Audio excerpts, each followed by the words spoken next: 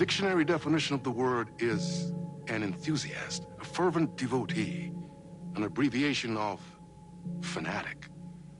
What comes across to an outsider as a dangerous obsession or even madness is something entirely different from the point of view of the fan herself. To be a fan is a joyous existence, one filled with the happiness that stems from knowing with utter clarity the purpose of your life. But what if that purpose could be more still? If you could be lifted out of the flock as your idol's chosen one, the only one who could decipher his secret messages. What lengths would you go to save the object of your obsession in Night Springs? Tonight's cult classic episode, #1 fan.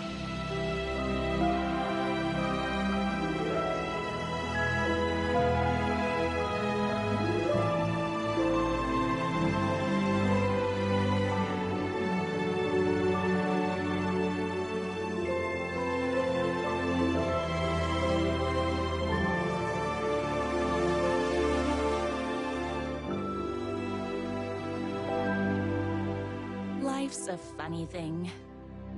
You spend all your time wishing and hoping and dreaming for something, and then, bam! Destiny shows up at your door like a mailman with a package you were pretty sure got lost because you ordered it like 6 months ago. But that's okay.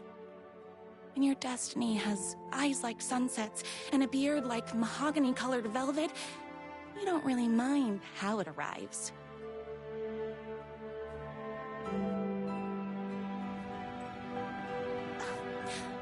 But my day didn't start off with all that excitement. It began like any other day did for this waitress/protector of the town of Night Springs. As always, Knight's Diner was the hottest spot in town, so there was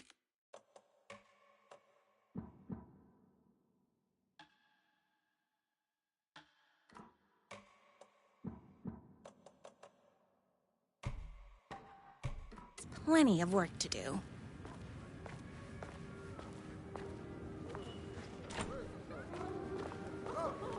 Hey, it's everyone's favorite waitress. Look who it is! Hi, everyone! Could I get another cup of that delicious special brew that only you know how to make? Of course. Who else wants a top-up? Me. Right here, please. One for me, please, and thank you. Will do. Let me just grab a fresh pot.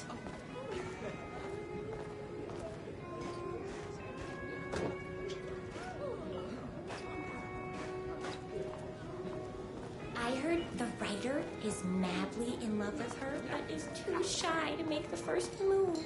Another cup. I would kill to have a passion like you do for that writer of yours. You two are destined for each other. We sure are.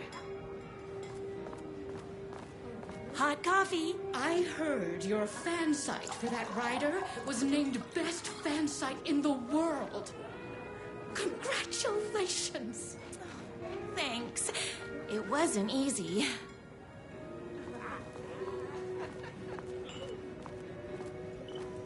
Here you go. A person of your genius and grace is wasted serving coffee to us regular Joes and Joannes. Oh, I don't mind.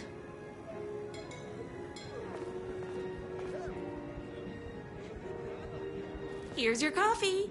How do you juggle running this diner, your bird sanctuary, and that amazing fan site for the writer you love so much? I work extremely hard, but also I'm naturally talented. Well, heck, no wonder us regular folks can't keep up. I'll never be as successful as you. Comparing yourself to me won't help. You gotta find what you want to do and do it.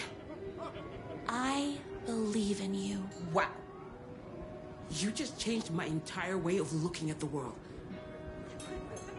Thank you. No problem.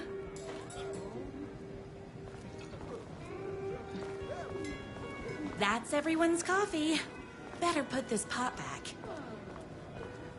I loved being the very successful owner and operator of the county's most popular diner. But that was nothing compared to my grease fire of passion for the writer and his sheer literary talent, and flowing hair and lips like buttery pie crust. Pie! I need to clear the empty pie plates from the tables. Shucks.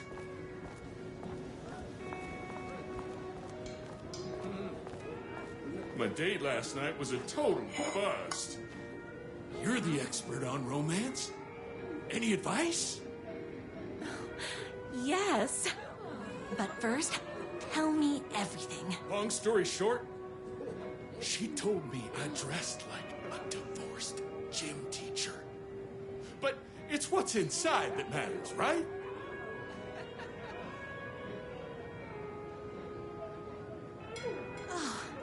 You still have to put in some effort. If you don't have a jacket with elbow patches, buy one. Elbow patches. Oh, got it. Thanks a million. Don't mention it. Is Knight's Diner going to enter the statewide pie competition this year? Of course. We're gonna make this our 20th win in a row. Those plates won't clear themselves.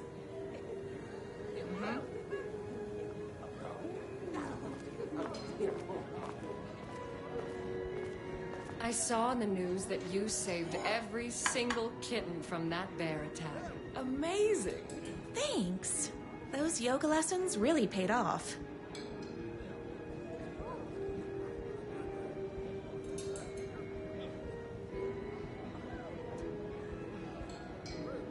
My corgis exclusively eat food from this diner.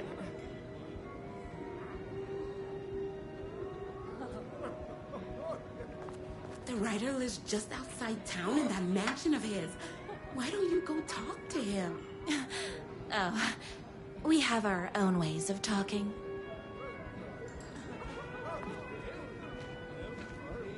I better take these plates back to the service window.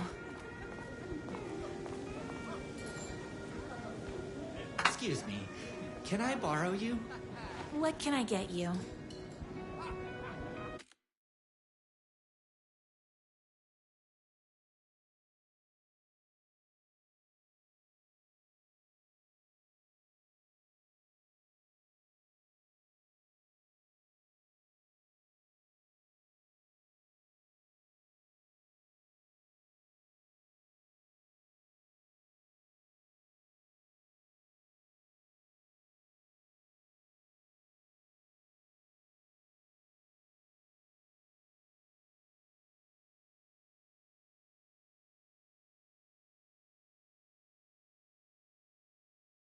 Oh.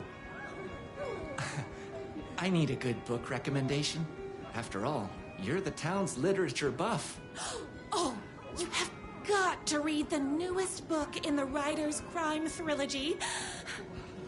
I'll grab you a copy from the back. You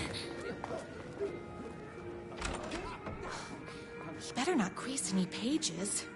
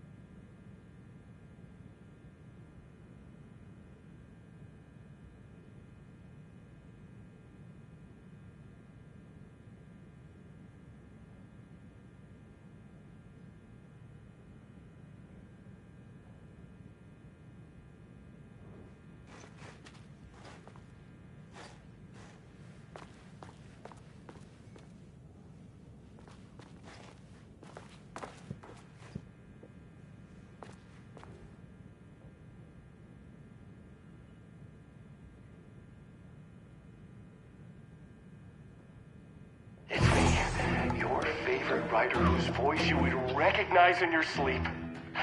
I'm in danger. Please, my #1 fan, you're the only one who can save me. Oh my gosh! Don't worry, I'm on my way.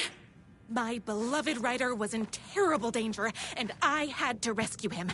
The stakes had never been higher. Luckily, I kept all my accessories in the diner's kitchen.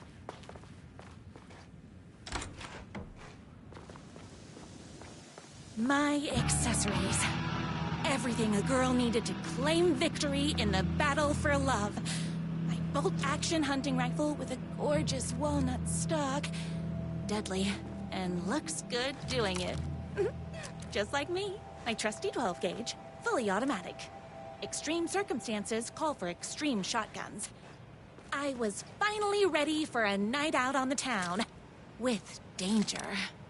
There was no time to waste. The shortcut through the boatyard was the fastest way to my rider's mansion in the woods outside town.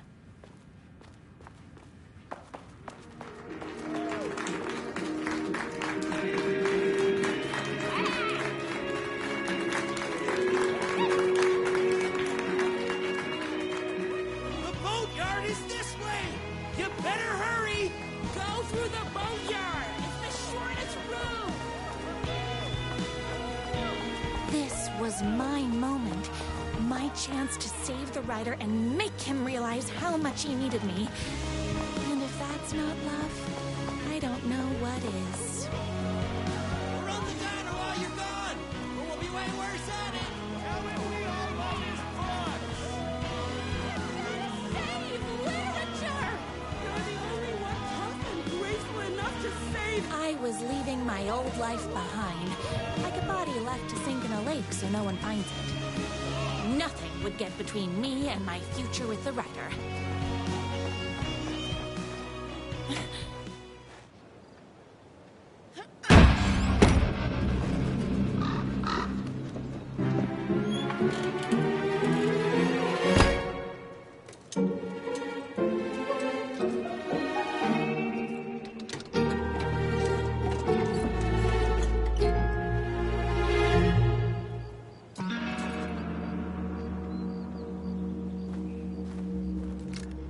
Now, who the heck is that? I knew you'd come to his rescue. Who are you? And why do you look like a slightly less handsome version of my rider? Oh, don't you ever compare me to that worthless hack. Sure, I may be his wild and rebellious estranged twin brother, but I can't all be perfect. I had no idea he had a brother. To think there were two of him all this time. After today, there won't be. No more writer, no more books, no more living in his shadow.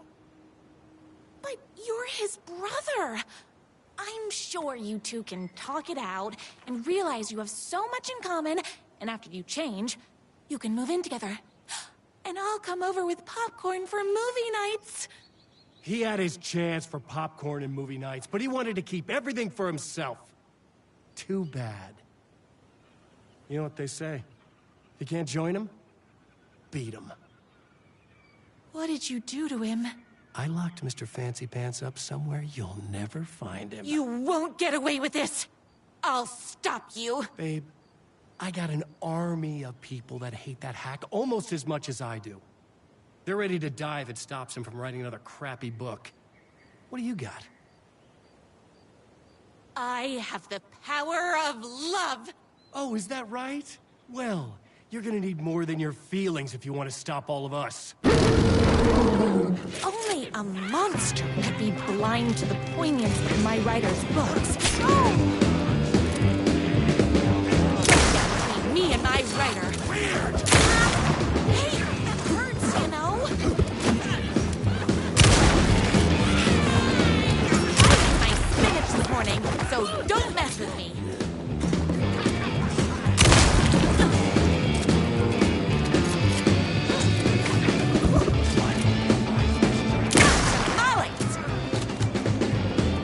Blow things up all day.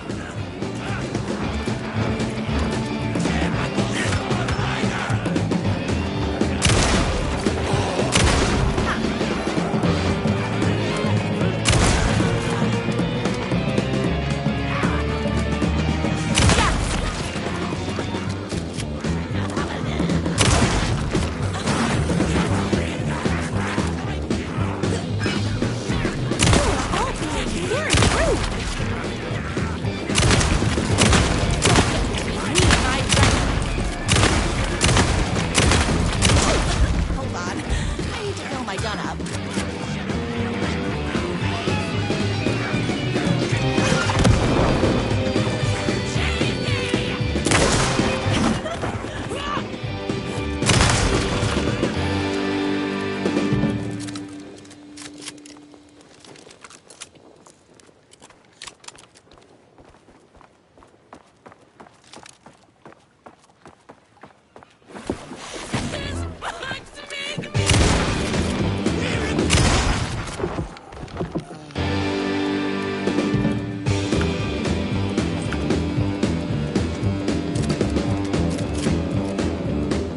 My writer's jerky twin had him locked up somewhere. A sweet, helpless prince locked in a tower.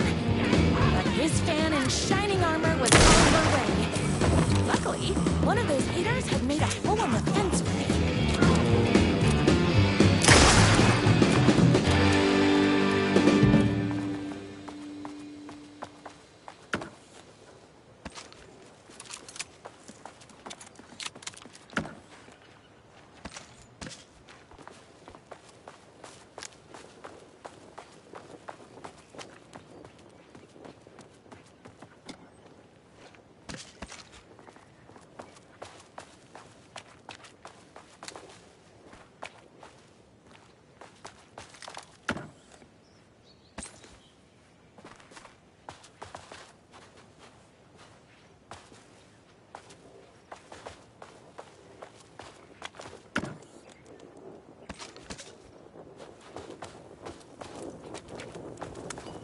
The twins' motorcycle had left tracks in the mud.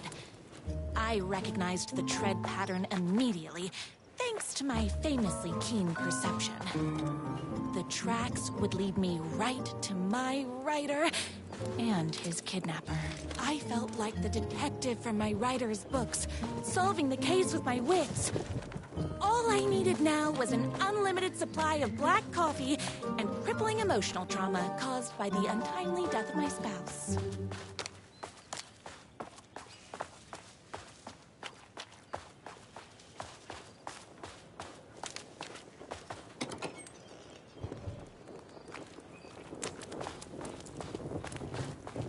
More haters.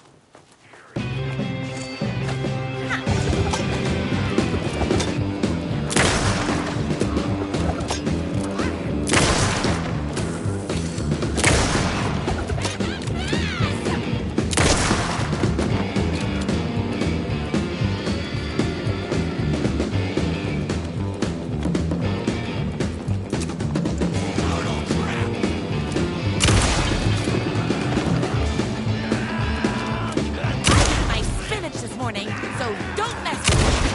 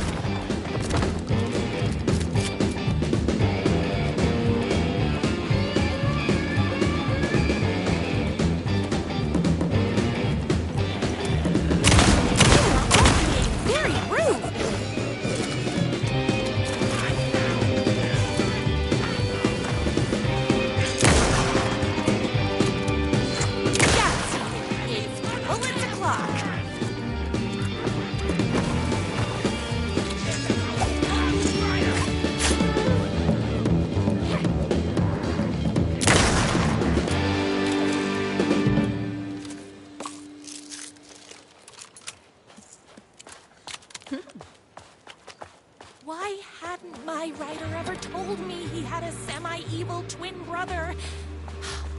He must be waiting until our third or fourth date, surrounded by candles, so he could reveal this vulnerable chapter from the dramatic story of his emotionally troubled past. Oh, that man has more layers than a croissant.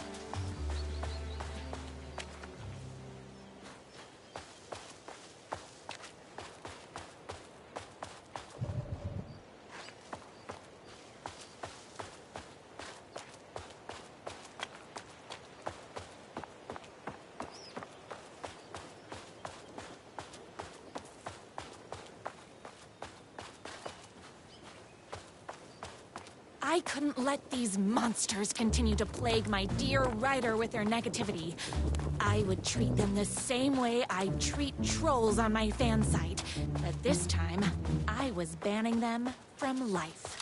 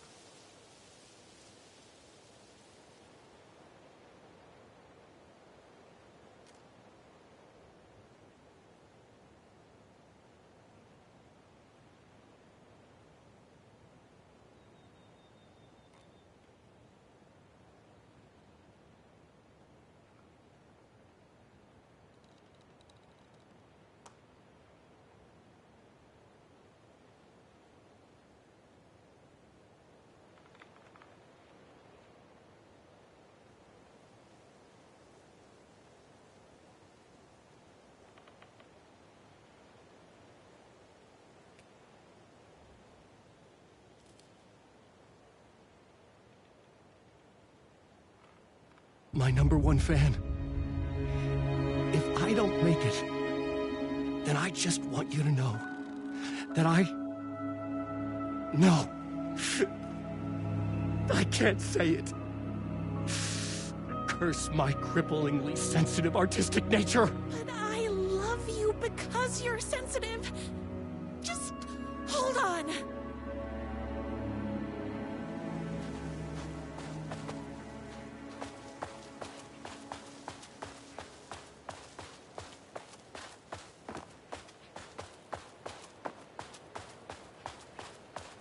The motorcycle tracks ended at a cabin. Was my writer inside? Hello? Isn't anyone gonna rescue this poor writer? Hello? Is anybody there? I'm just a frail writer and I require aid. He's inside!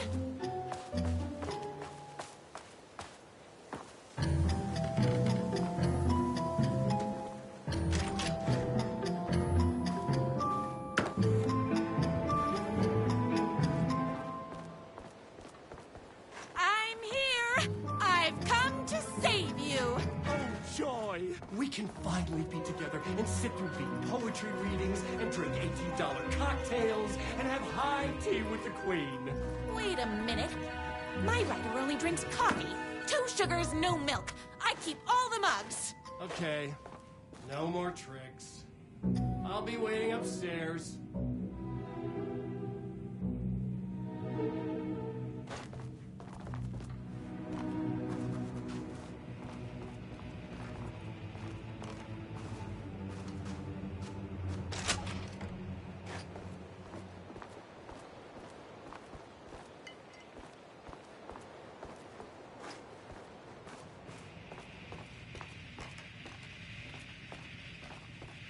Running with wolves seems like a dangerous hobby.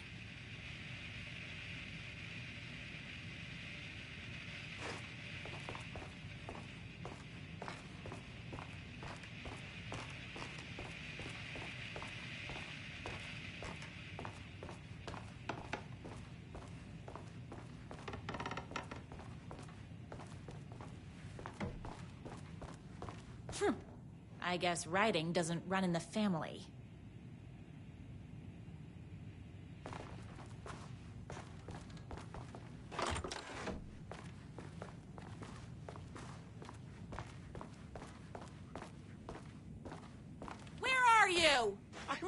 her upstairs. I lied when I said there were no more tricks. Ooh, you're starting to peeve me off, mister. Where is my rider? I'm just having a little fun. Let's chat down at the beach. It's just out the back. First, he kidnaps my rider.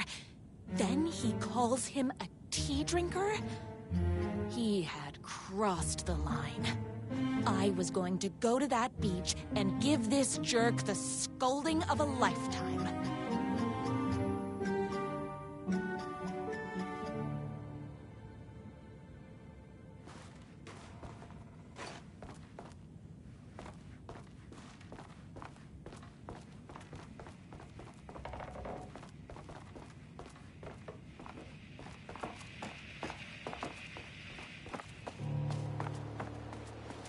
The twin said he was down at the beach.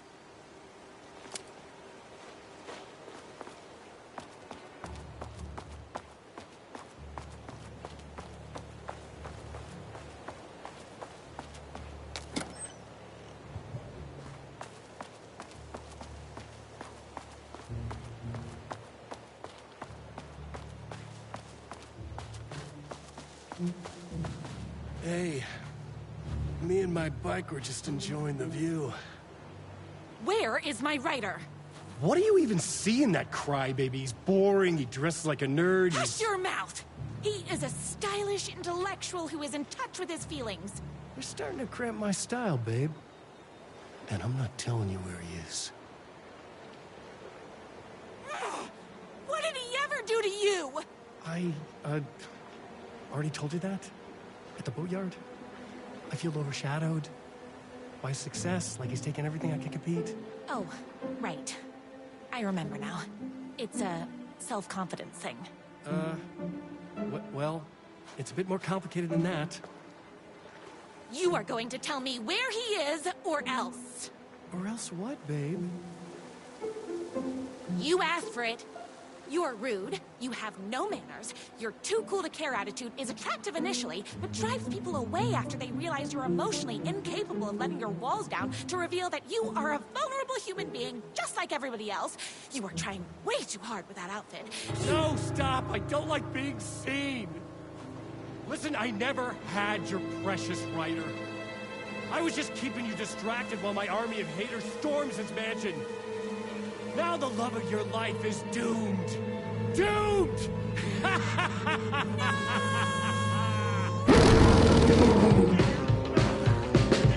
He tried, even with my famously keen perception.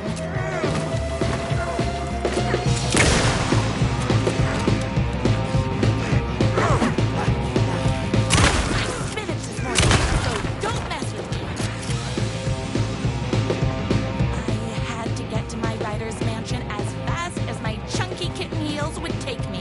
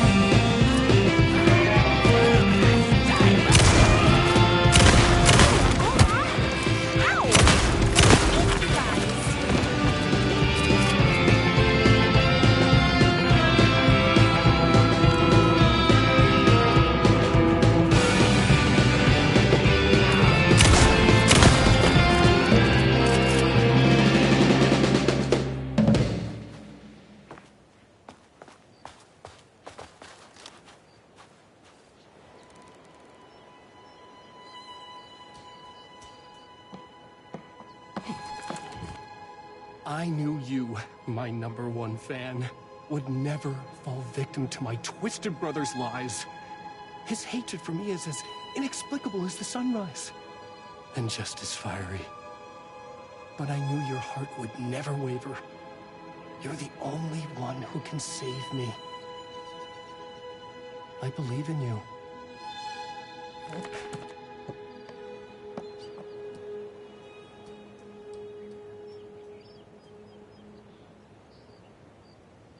My rider believed in me. We were kindred spirits. We fit together like a bicycle chain and that spiky wheel thing the chain fits into. We were connected by love and destiny. He was meant to be mine, always and forever. There was no time to lose.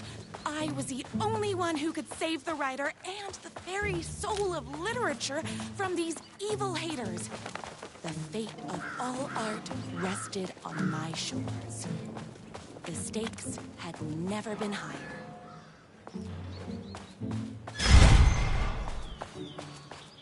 If I have to stop you myself, I will. Unlike him, I'm not afraid to get my hands dirty.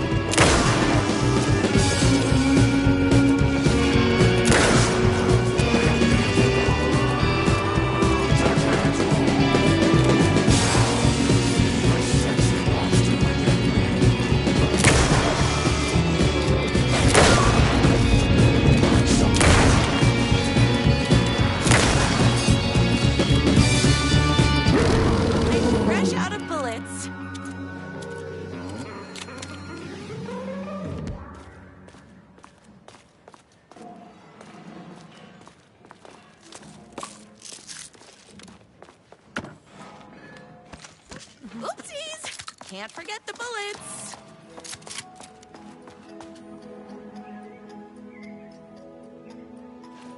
Go ahead. Finish me off. I'm not going to kill you. You're my darling writer's brother. You really do love him, huh? I guess I never even had a chance.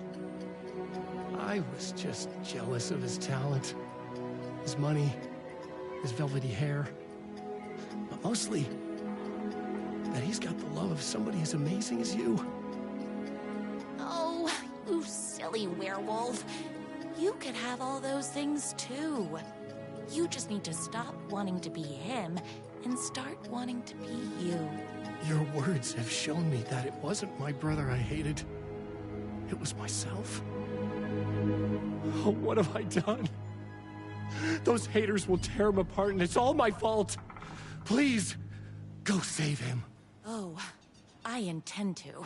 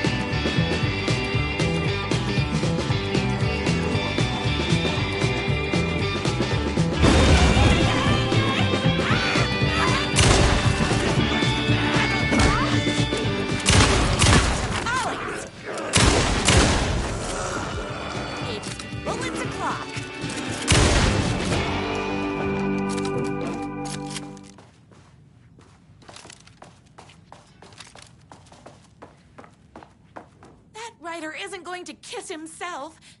I mean, save himself.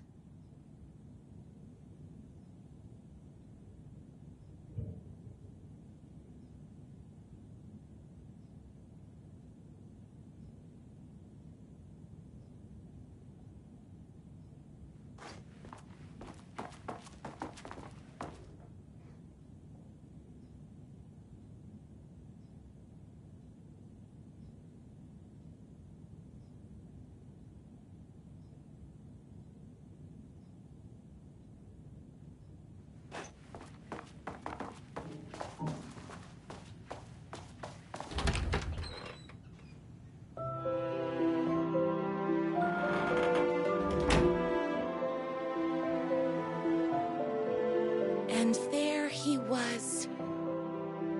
After all the fighting, we were finally alone. Together.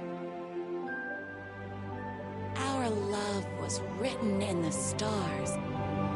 And so we danced like two spinning planets that would eventually crash into each other in a dazzling display of flames and rocks and other planet stuff. He told me all the sweet things I'd been waiting a lifetime to hear. I saw myself reflected in his eyes. I would always be at his side, to inspire and protect him.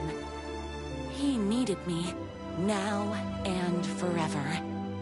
After all, I am his #1 fan.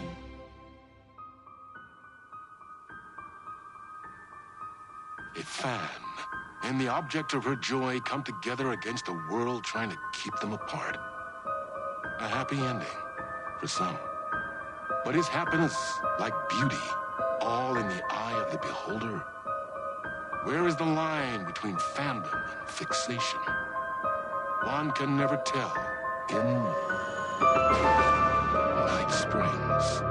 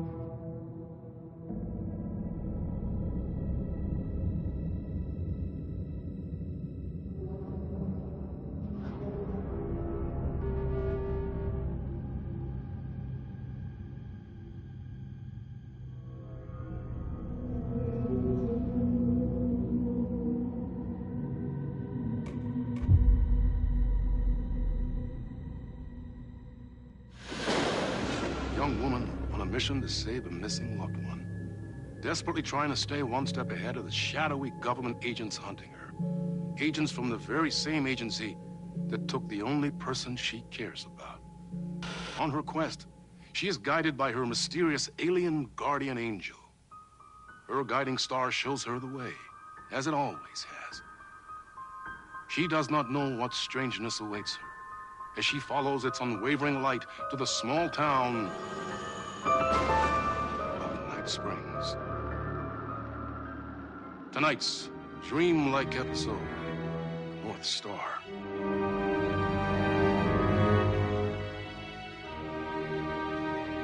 This is gonna get strange. There's no helping it.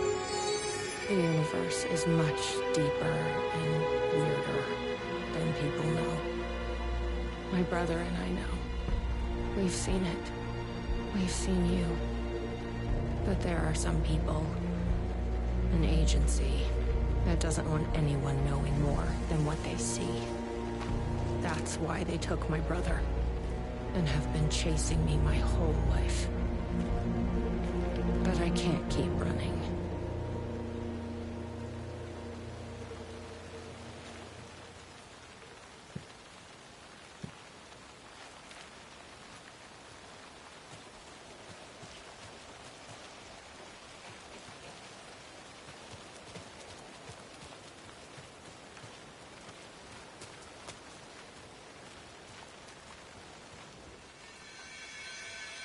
You think something here's important?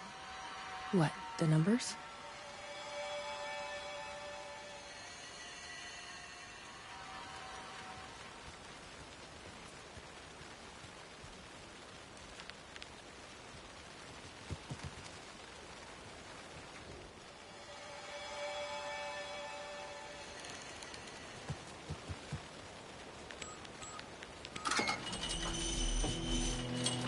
I've never been able to track down the government agency that took my brother. Until now. You helped me find this place. Now you'll help me get him back. Right? Hello? Is anybody here?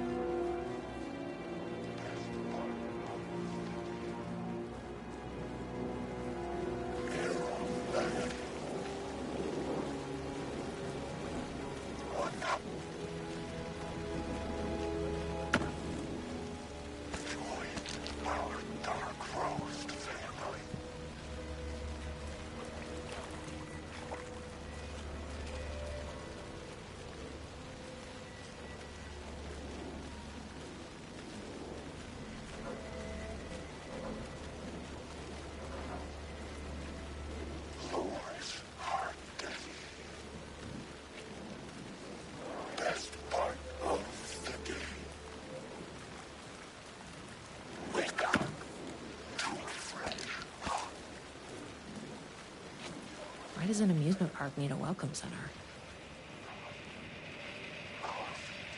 No tape. I don't have time to sit around watching movies anyway.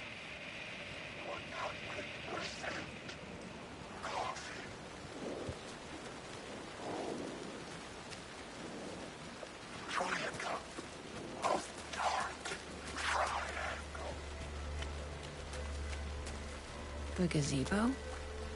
You think there's something there? Ma'am! Here! Get inside the light! Oh, they don't like the light. You shouldn't be here. How did you even get inside? Shit, a cop. Should I lie? I kinda let myself in. You got more than you bargained for, huh? What's going on here? What are those shadow people? Well, that's what I'm here trying to figure out. The government's been putting something in the coffee. Turning people into coffee monsters. The government? Is this the same government agency that's been chasing me all these years? I'm looking for someone. My brother. Have you seen anybody? Well, only if you count those monsters. I'm sorry, ma'am. They've been abducting people from Night Springs, too. I'm here to get them back home. But now it's time you left. It's not safe here.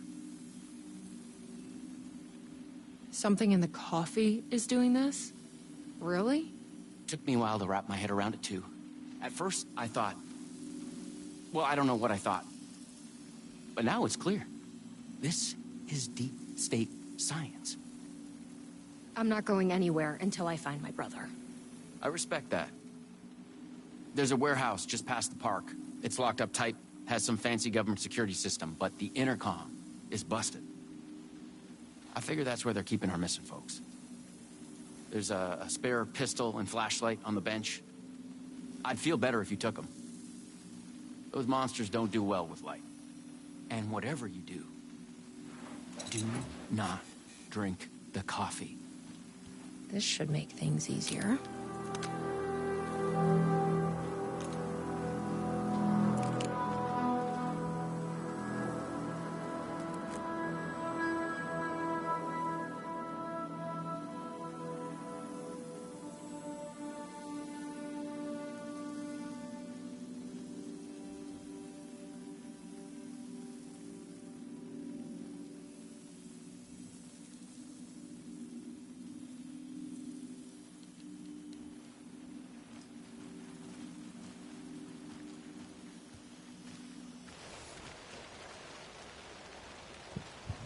Let's check out that warehouse the sheriff mentioned. You still with me? Good to hear.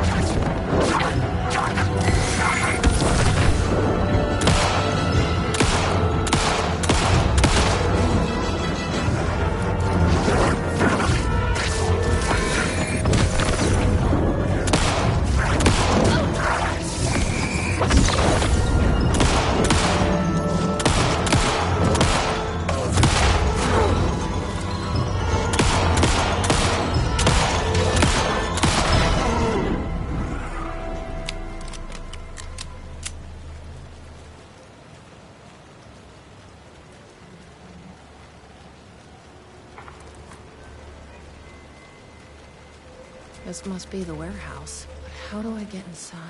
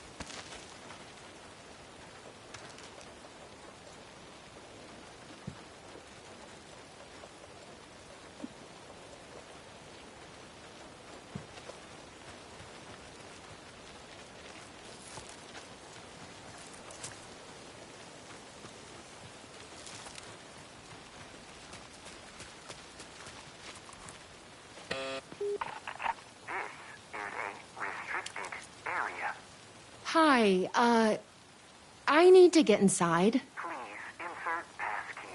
Sorry, I lost it. Please insert passkey. Fucking machine. Passkey invalid. Do you submit to security questions for authorization? Sure. What's the question? Please recite the fourth word of Dark Triangle Coffee's mission statement, as seen in our orientation video. What kind of question is that? That is incorrect. Coffee? That is incorrect. Please recite the fourth word of Dark Triangle Coffee's mission statement, as seen in our orientation video. Coffee? That is incorrect.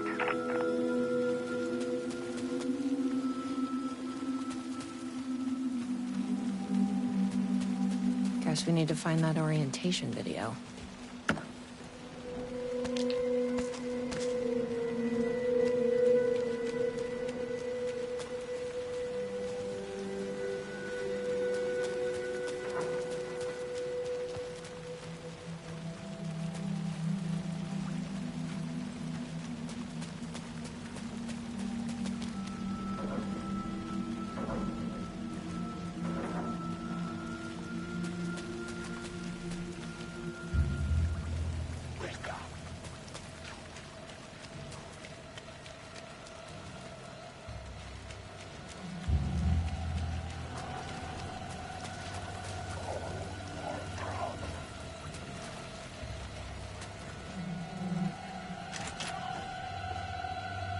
Better not. Probably shouldn't drink any strange coffee.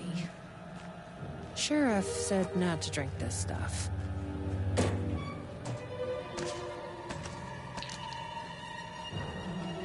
Better not.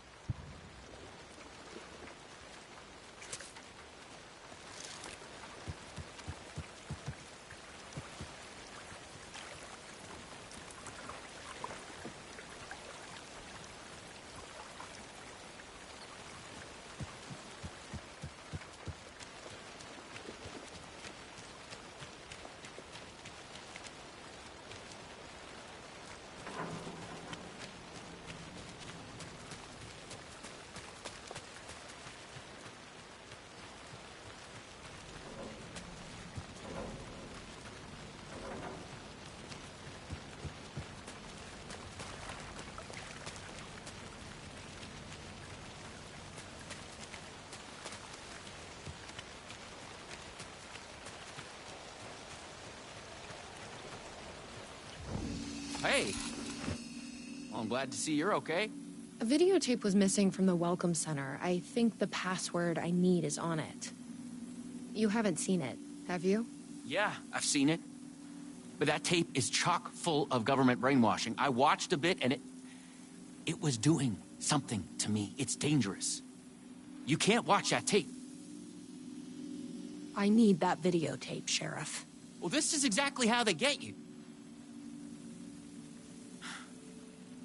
But fine. If you really want it, I hid it in the Ferris wheel, cup number 4. You'll need this key. Don't say I didn't warn you.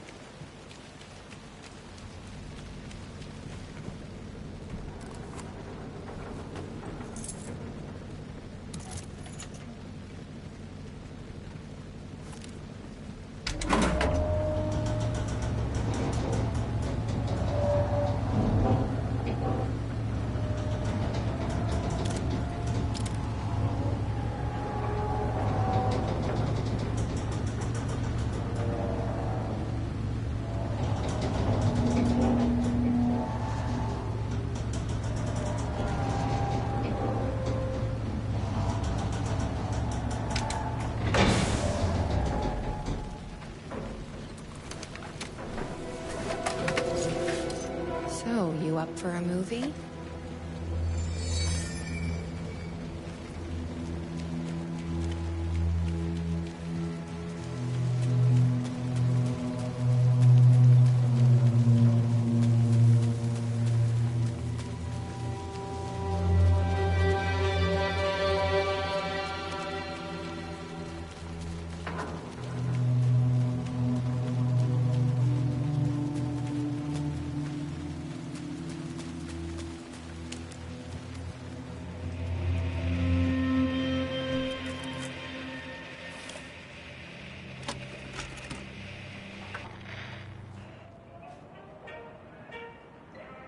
Dark Triangle Coffee is a fast-growing company with ambitions to sweep the nation and eventually the globe with our out-of-this-world beverages.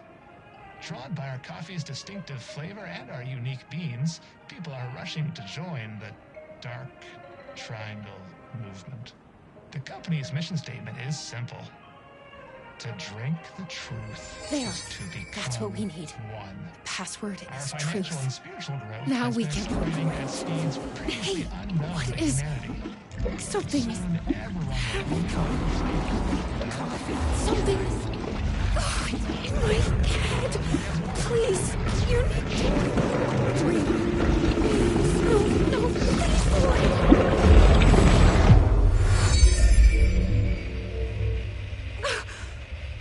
You stopped it. That was awful. Like a voice screaming in my head. But we got what we needed. The 4th word of the mission statement. Truth. Let's get back to that warehouse. That video was doing something to me. If you hadn't been there, what would have happened? What is this agency trying to do here? Control people? But why? What's their plan? What if my brother has already been... No. I didn't come all this way to lose him now.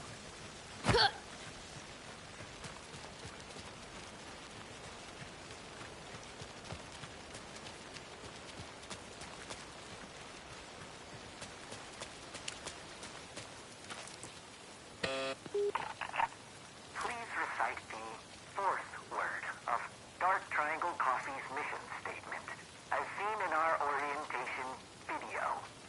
Truth. That is correct. Further verification required. Please recite the optimal roasting temperature for Dark Triangle Coffee, beans, 180? That is incorrect.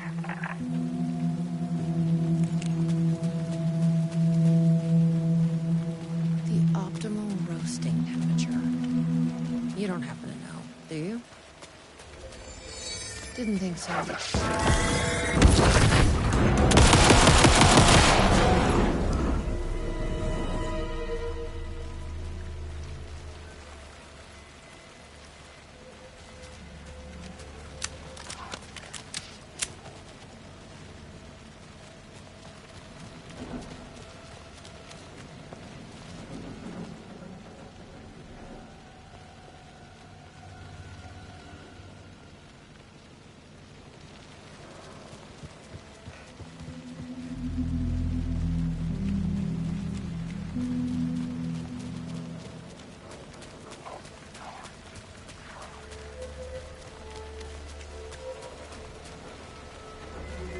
I've loitered in enough coffee shops to recognize a roasting machine. Let's check this out.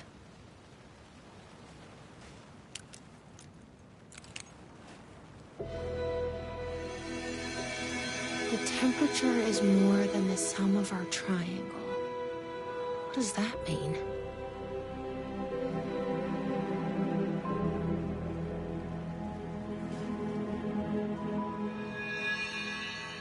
This is like being back in school.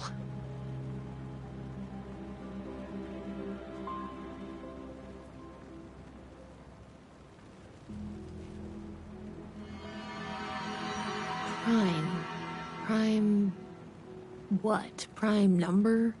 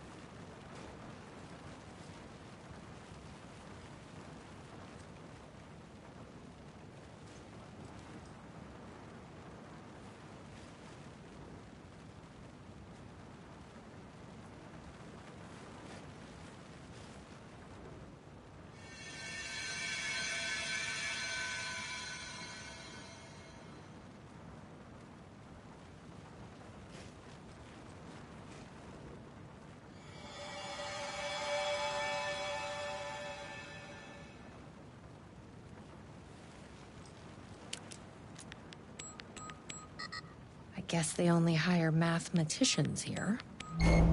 Yes, that did it. 487. Who knew geometry would actually come in handy?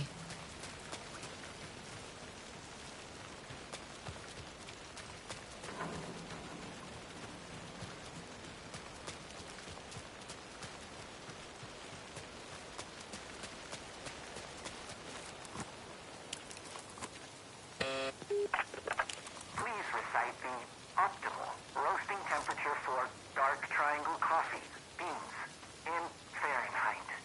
487. That is correct. Further verification required. Oh, come on! Try the coffee. I tried the coffee. You are not coffee. Try the coffee. Worth a shot. Try the coffee. That's gonna be a problem. But I can't stop now. It'll keep me safe. Right?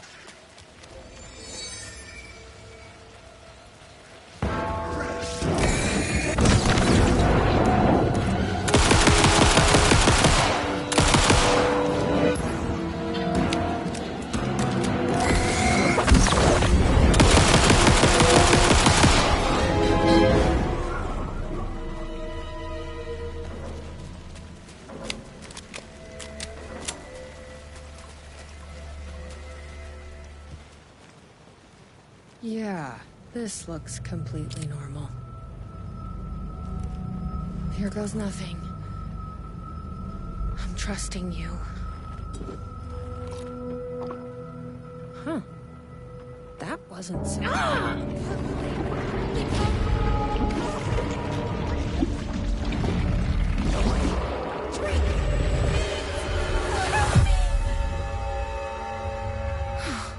Shit.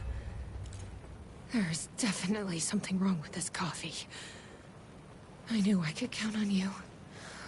That fucking door better open.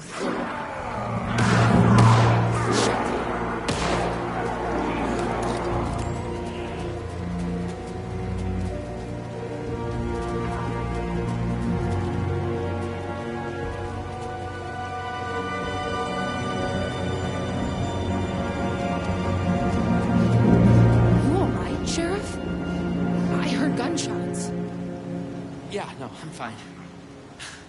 I was looking for you when one of those things jumped me. Got a little bit of coffee in my mouth, but I spit it out. Should be fine.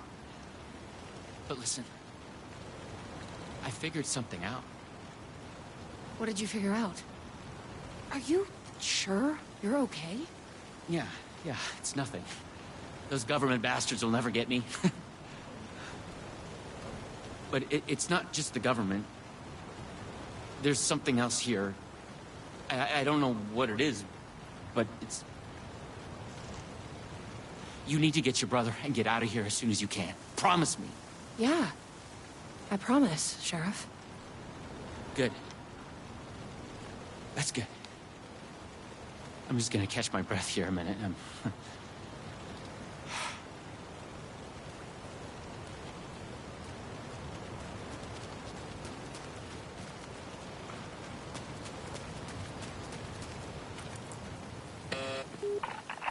Try the coffee. I tried the coffee. You are coffee. Your weapon.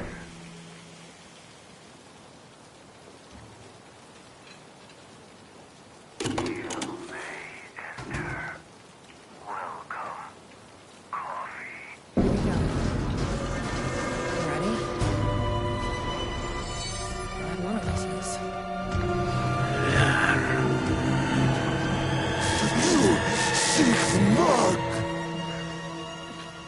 What the fuck are those things?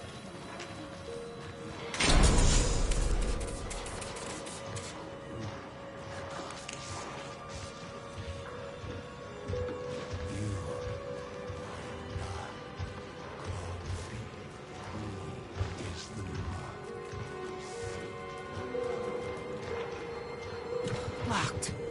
Keep people out or in.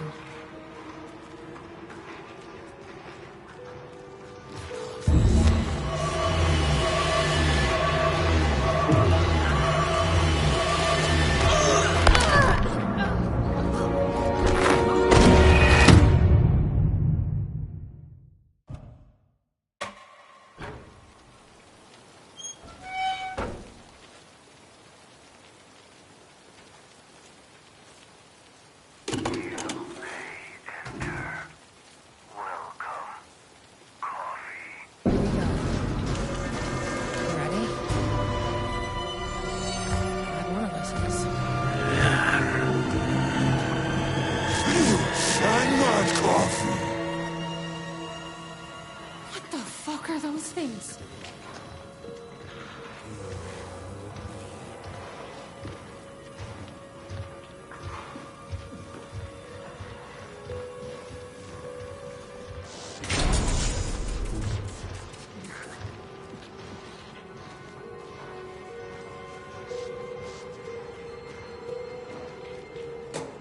A key.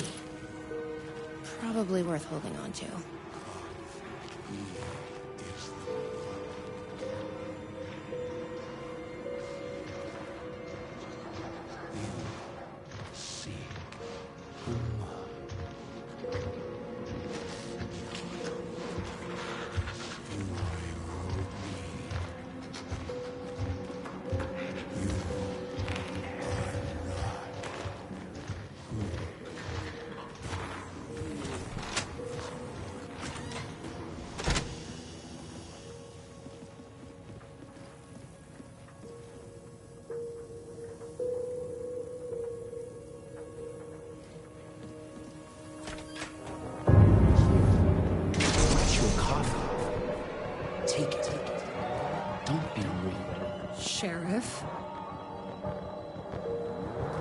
Sheriff, how'd you get in here? Coffee time is family time. It's the best part of the day. Hey, snap out of it! Coffee solves all your problems. It lowers heart disease and leads to higher life expectancy. Fuck. I'm so sorry, Sheriff. This is a nightmare. I need to find my brother. He has to be okay.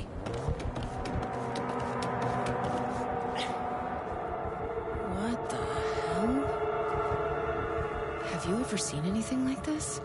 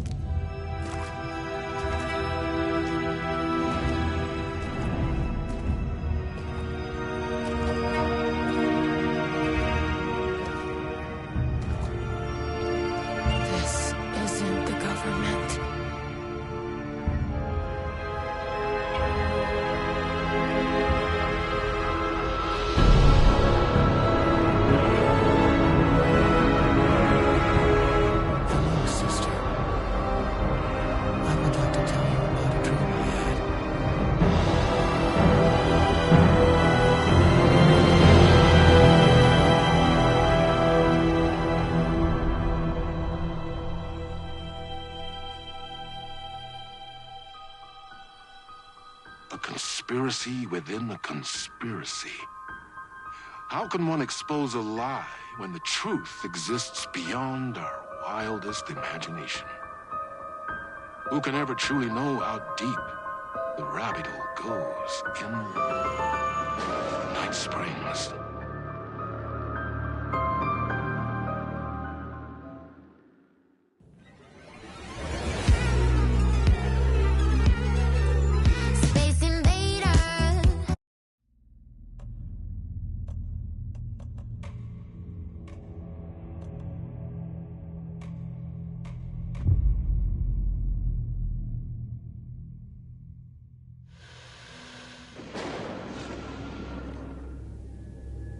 We often look back and wonder, what if? What if the path not taken had in fact been our charted course? Would we be happier? Or are we, with our set of choices behind us, the lucky ones? And what if nothing would be different? What if, for some of us, our destiny across the endless number of versions of ourselves has been defined and locked beyond any causality of circumstance, beyond the forces in any one reality, but across all realities? For one man, the magnetic pull of destiny is so great it breaks time and space. We join this lone operative, many versions of him in fact, as he chases his nemesis, a dangerous being known as the master of many worlds. Across the multiverse, across the many versions of a city that is always the same, yet always different, in Night Springs.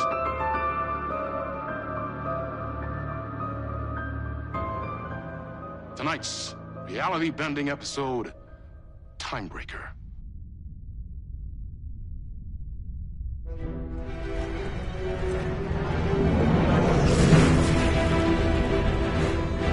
No matter how many parallel realities I need to brave, how many lives, how many versions of me it takes, I will stop it, and I will come back for you, my love. Everyone, take 5.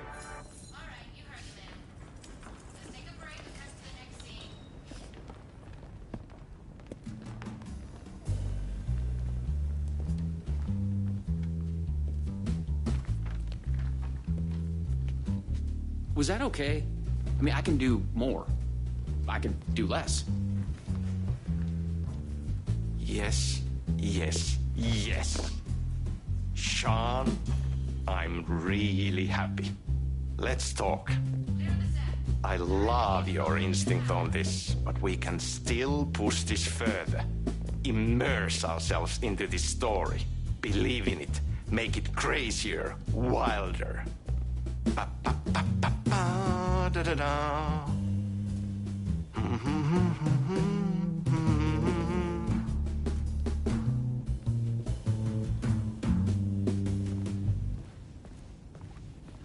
You wanted to talk? It's awesome to be doing this with you again, Sam. Sean, it's so good to have you back. We've been dreaming about this for so long, and now finally we are making Timebreaker, the video game. It's happening. Yeah, and FMV as well. That's so cool. Of course. That was part of the previous game as well.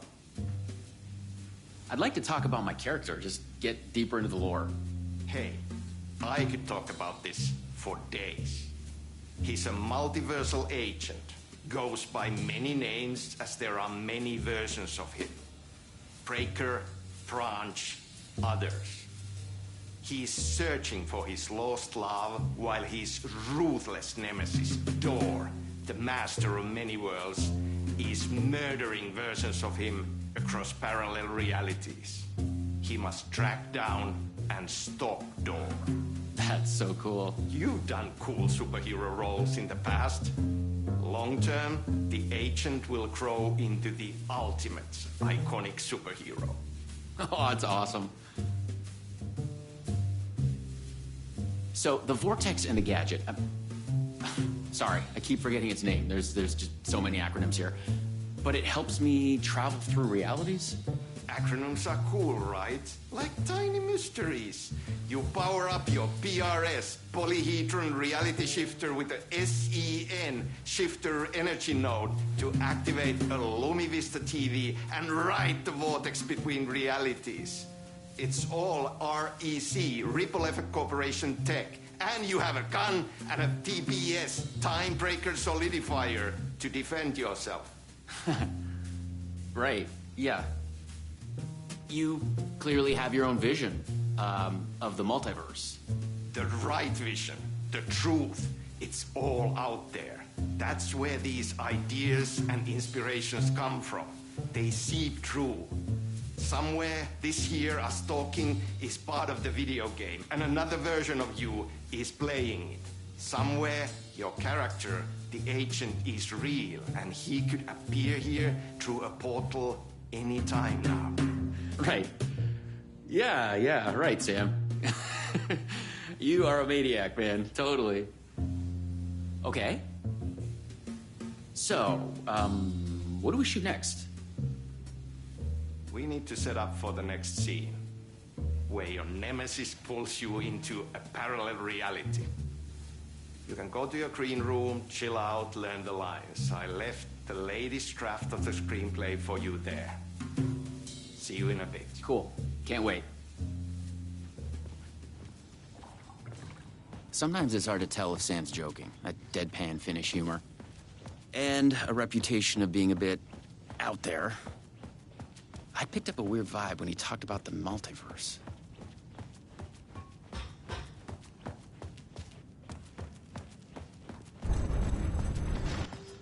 No! This is your end. What the fuck was that? Hello? What the fuck is this? I thought I'd gone mad. Then I realized Sam was playing a crazy prank on me. There's no way this was real. What is this?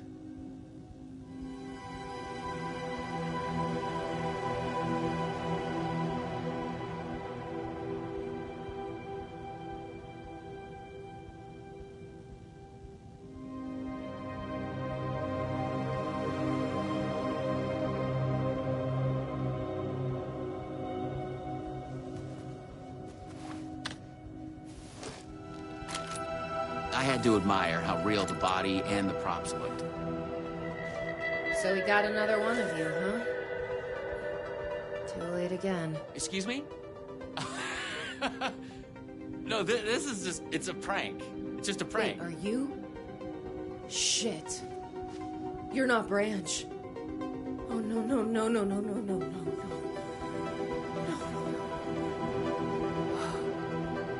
He finally got you. Are you cast in this game, too? Listen to me. There are things you need to know. You are in great danger. You must do exactly what I tell you.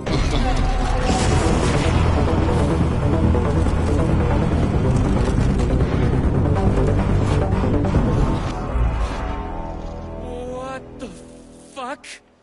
What the fuck? I blanked out and I was suddenly someplace else. I'd had gaps in my memory before, but that's the movie star lifestyle for you.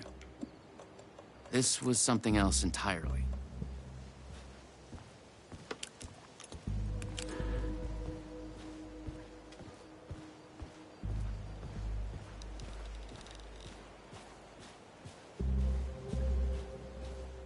The last thing I remembered was the red-headed woman at the door. She looked familiar.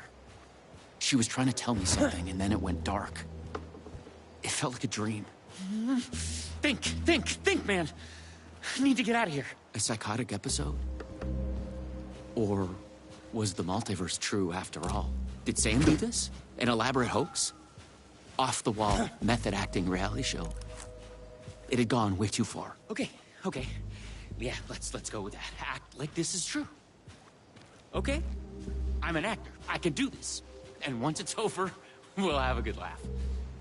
And then I will punch Sam in the face.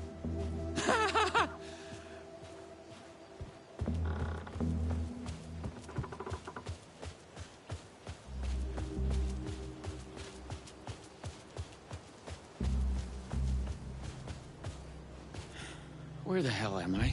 More multiverse nonsense. But I was committed to play along.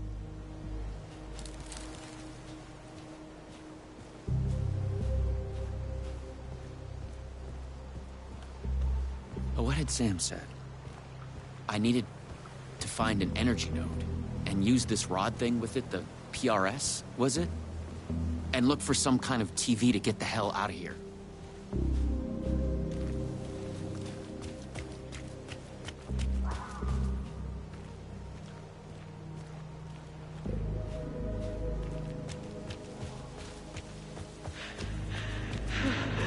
No.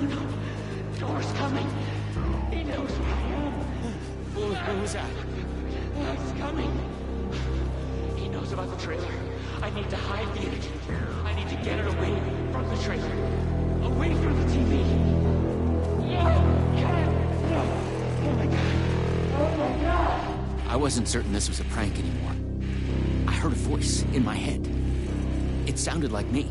Insanely, I heard the thoughts of another version of me. The one living here. The trailer was his. I'd check it out. Don't think. Just act.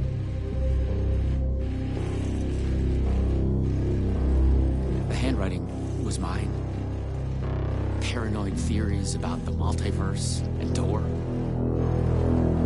master of many worlds.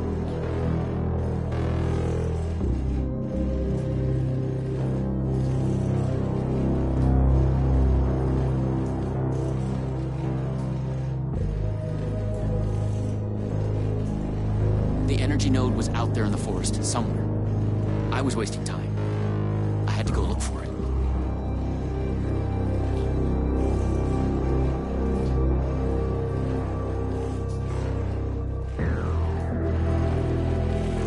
The Luma Vista TV. According to what Sam had said, I needed the energy node. The other me had hidden it away from this trailer.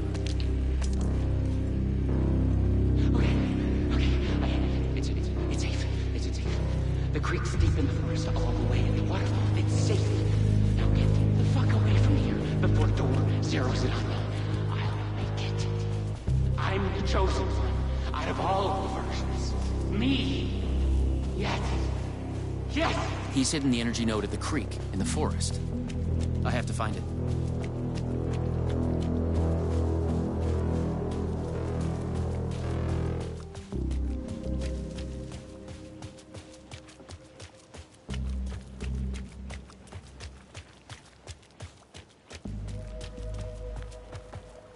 Okay, I found the creek. So, where's the energy node?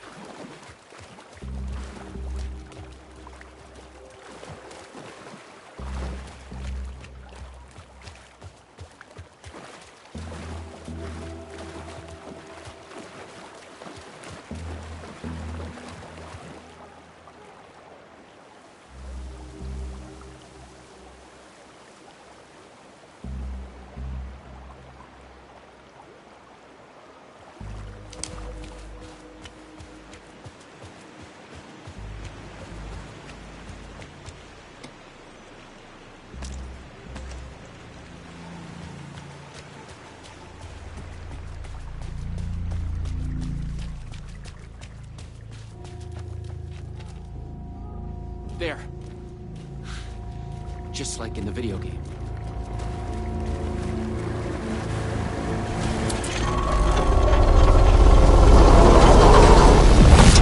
The PRS was charged now. I had to get back to the trailer and the TV. Oh, shit.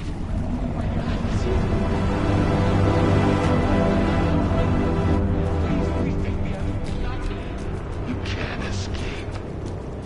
I am everywhere.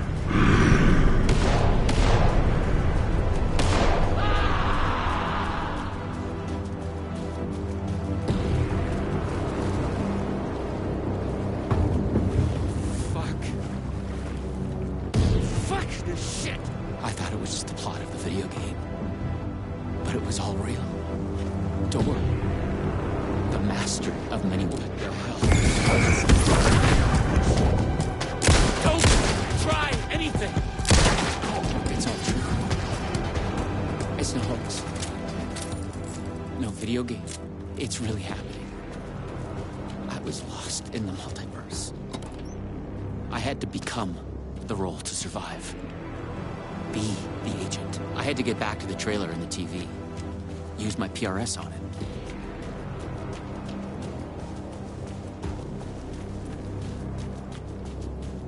Dora would be coming for me next. I didn't want to face him. Fuck that. But I couldn't shake the feeling that it was inevitable.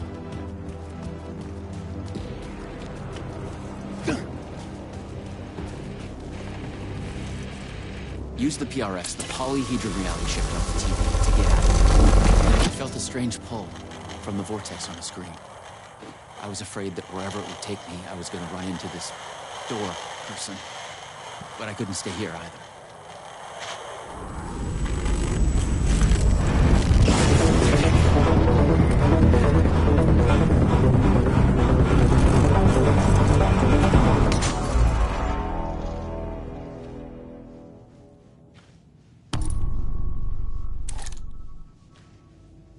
No. Oh, no.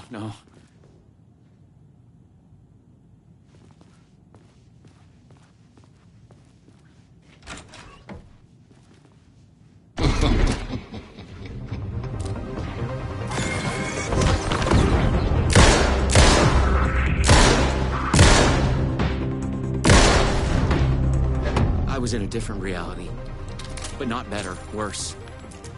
Maybe by thinking of Dor, I traveled closer to him, to where he was in control. Next time, I'd focus on something else.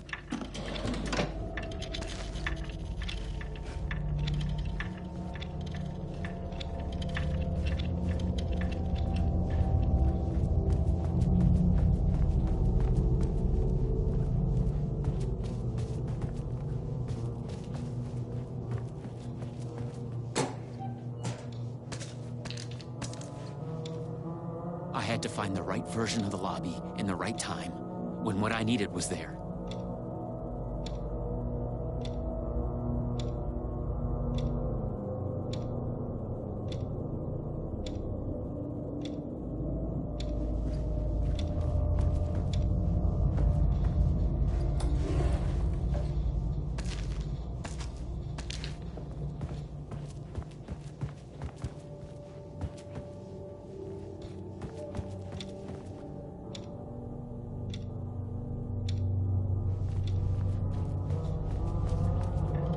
Clocks showed the way. They'd guide me through to get what I needed. Okay, you got this. Find another node, another TV.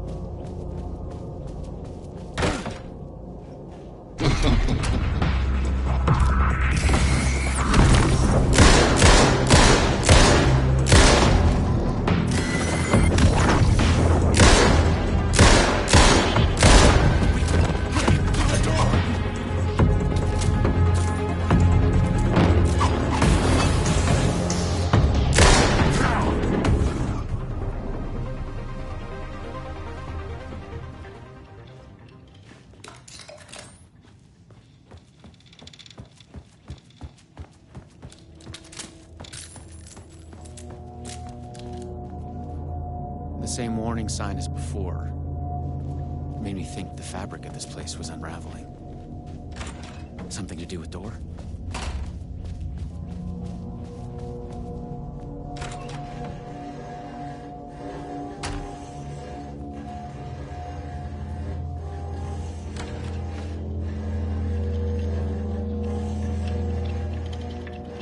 Knowing a Poison Pill had mentioned they'd made a comic book of their game. But then, maybe Poison Pill didn't even exist in this reality. I was in a comic book. Funny.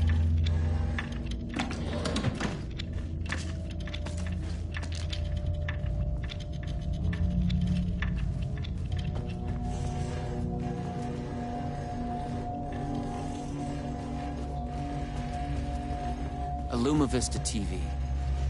I just needed energy to power. I couldn't hear the thoughts of the other me, the one native to this reality. Maybe Door had killed him already. Not a happy thought.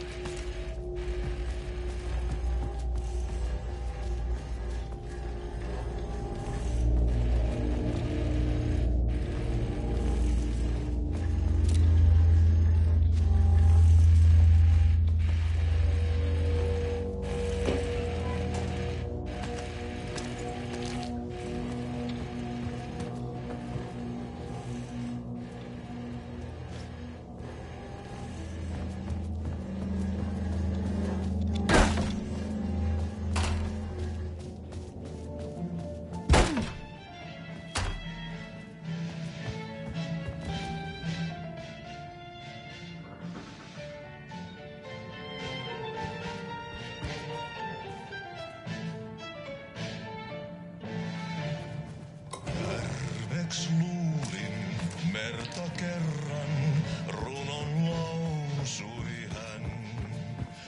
Mysteerin sen syövereissä vietti elämän. Alla synkän valtameren varjois vaeltaa.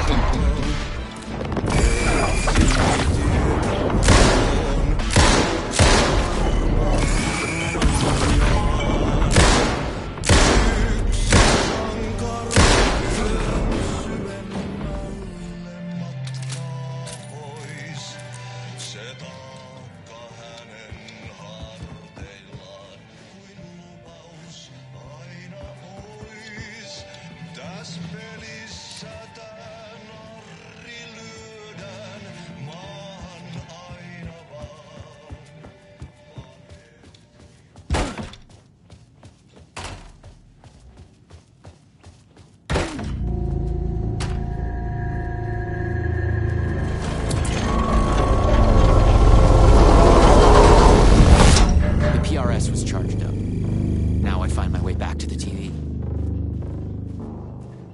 When I used the TV to travel between realities, I was thinking of Door. And the vortex brought me here, where the Time Breakers attacked me.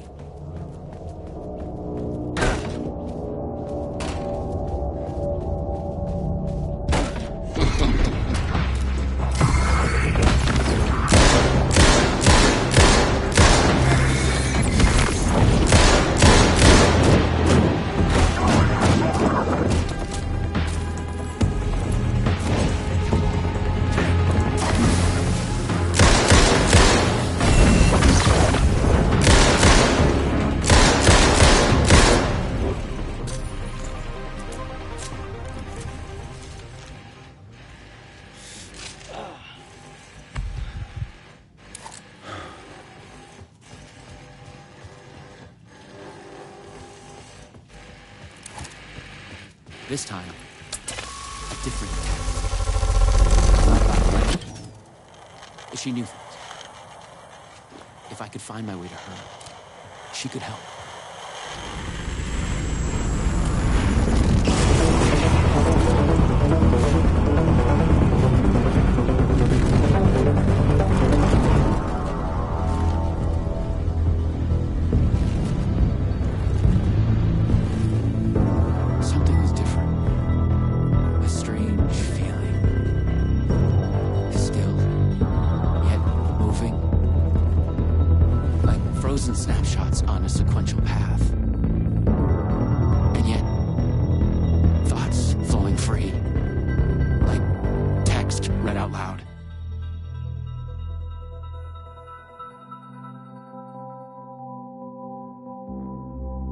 It's you. I made it. Door pulled you away. Thought you were gone, for sure. I focused on you when I entered the vortex. I was trying to reach you. You are full of surprises. Okay. Let's try this out. Welcome to the headquarters of the Ripple Effect Corporation. We were making a video game of the multiverse, but now it's suddenly real? Real and not real exist side by side in the multiverse. Echoes flow through it like currents in a cosmic ocean, the Sea of Night. Conceptual, fictional, real, more real than real. Many versions of us all, in hidden interaction, linked by the energies that ripple through realities. One of you is killed in an explosion of dangerous energy, and another one instead gains superpowers. And yet another one meets an alien guardian angel. In one reality, we're not even real. Or as you say, characters in a video game. Why is he after me? Who is Door? There are legends about him going back further than we can trace. They say he found an opening to a horrifying parallel reality that consumed him, gave him access to all realities. The feedback loop killing all other versions of him.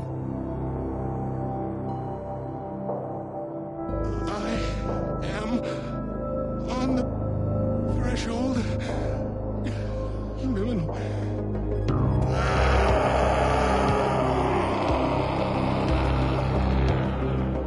Door everywhere.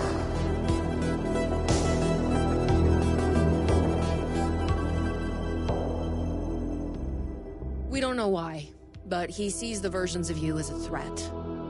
He's killing them, bringing them back as time breakers. We thought he was after Branch. Now I'm thinking he's been after you. Your lines break apart the master of many worlds. We came through the door. All right. What can I do? He must be stopped. He leaves dead realities in his wake, and he is only picking up speed. I'm just an actor. You could fool me. You travel through realities with greater accuracy than anyone I've ever seen. Beyond Door, even. You picked it up just like that. Finding the place that made him may be the key to killing him. That was our theory. But we could never find it. Maybe you can.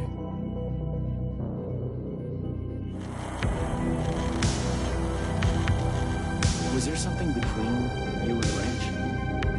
What you think you are feeling is just an echo. Some other version of us in some other lifetime.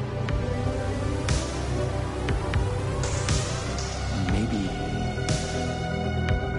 You'll come back for me? Maybe. Wish me luck. Luck is just an echo of an event carried over from another reality. I was an RAC agent. This was my mission now. I focused on him. The darkness, the entropy, Door. The master of many worlds.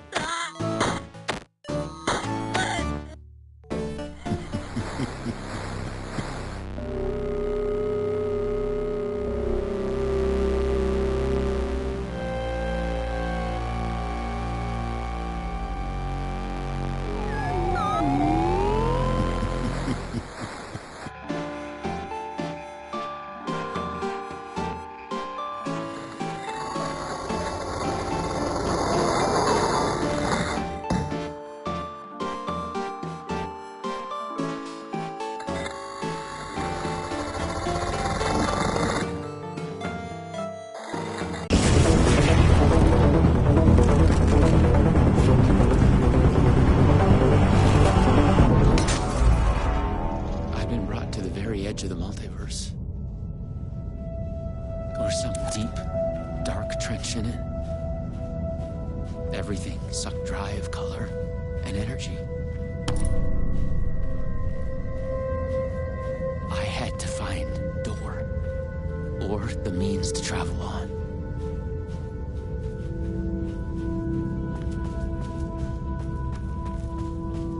You should not be here. You made a mistake. Go to hell.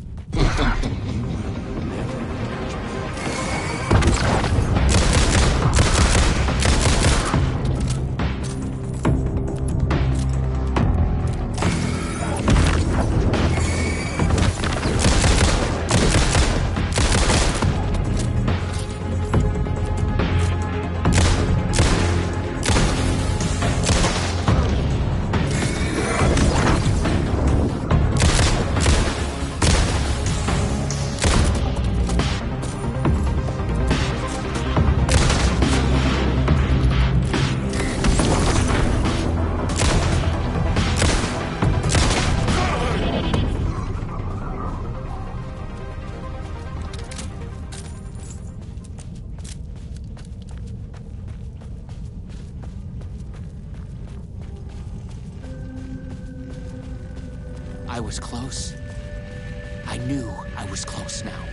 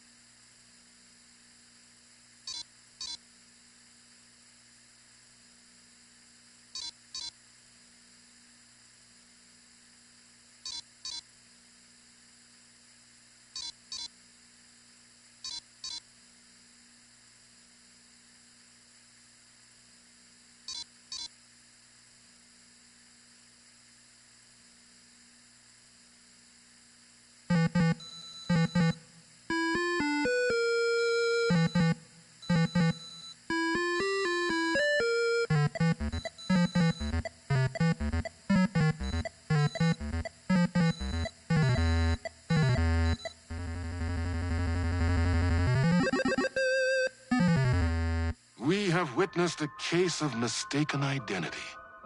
But in the vastness of the multiverse, with an endless number of versions of ourselves, what is identity anyway? Can there be more than one master of many worlds? Or did our hero take a wrong turn somewhere along the way? Was this particular journey precisely what was needed to make him the one he was meant to become? One thing is certain. I am your host, the one and only Warland Door. And this is Night Springs.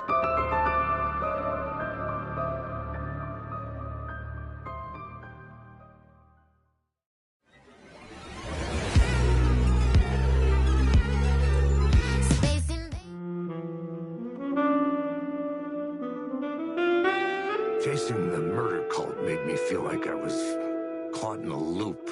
Every time I thought I was getting closer, things shifted around, and I realized I was further away than ever before. Instead of answers, I only got more questions. The name of the cult and the masks they wore kept changing. The deeper into the dark depths I got, peeling off the layers of this case, like the ocean zones, from twilight to midnight to abyssal to the deepest trenches, the closer I felt to going mad.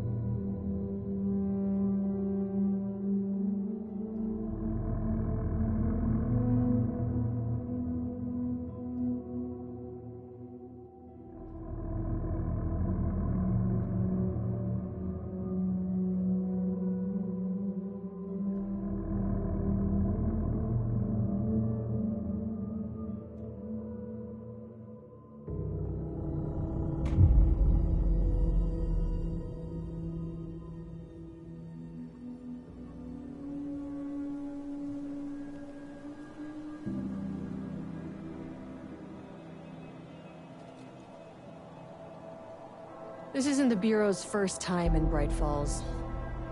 1970, 76, 8. Last one was in 2010. It's not exactly clockwork, but this town sees way more altered world events than most. We knew it was just a matter of time before the lake acted up again. After the AWE in 2010, the FBC's research department set up a facility, the Lake House, to study the threshold in Cauldron Lake, find better ways to contain the entity inside. Your tax dollars at work. When we detected a spike in paranatural activity at Cauldron Lake, before I even knew you were on this case, Saga, the Lake House was my first stop. I was short-handed, hoped they could spare some help, maybe give us some intel on the situation. If I had any clue what was waiting for us in there, Saga, I'd have just kept on driving.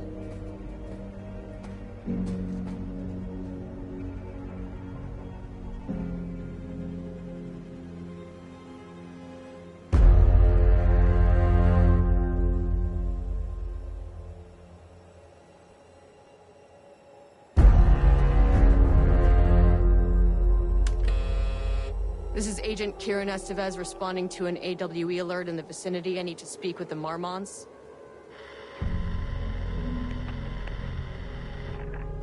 So much for the welcome wagon.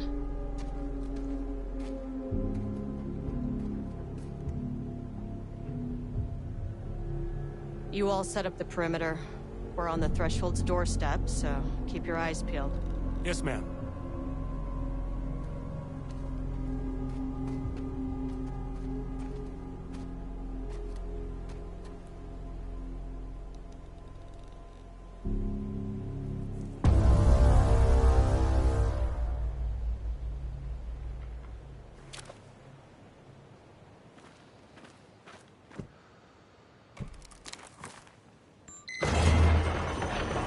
This shouldn't take long, okay?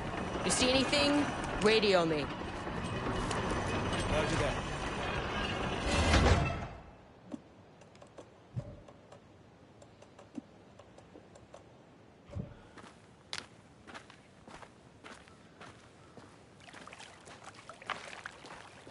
The lake house was run by the research department. Research and investigations don't really see eye to eye. What they call science, I call a violation of Bureau protocol and human decency. Classic interdepartmental drama. Your FBI saga, you know how it goes. Now, in retrospect, my low opinion of the research department may have clouded my judgment.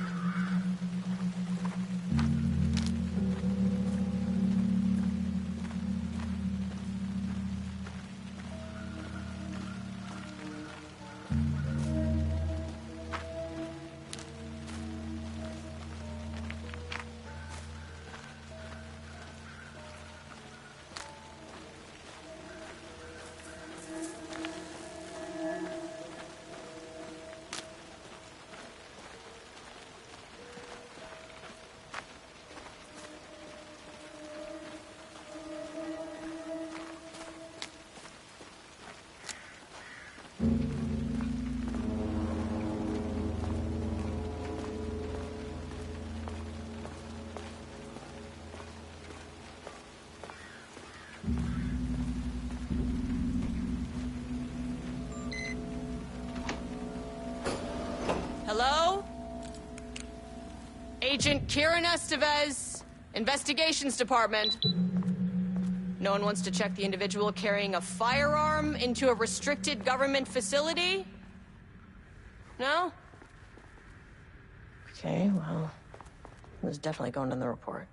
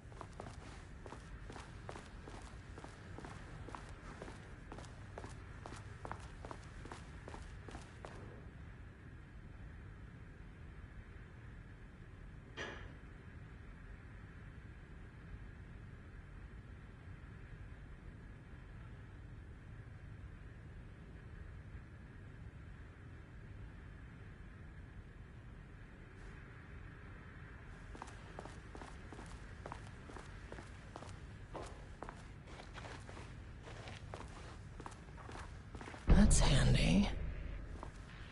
An experiment. That bodes.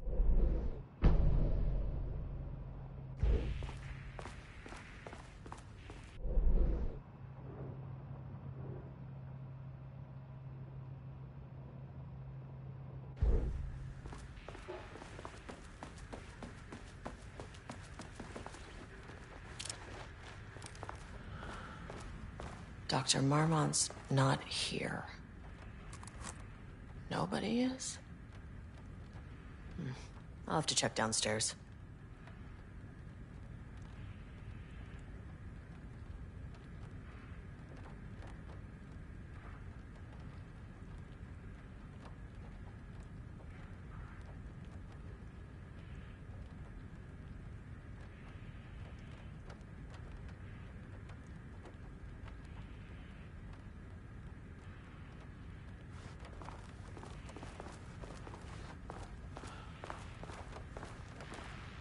They must all be working on the lower levels. I'll need to head down.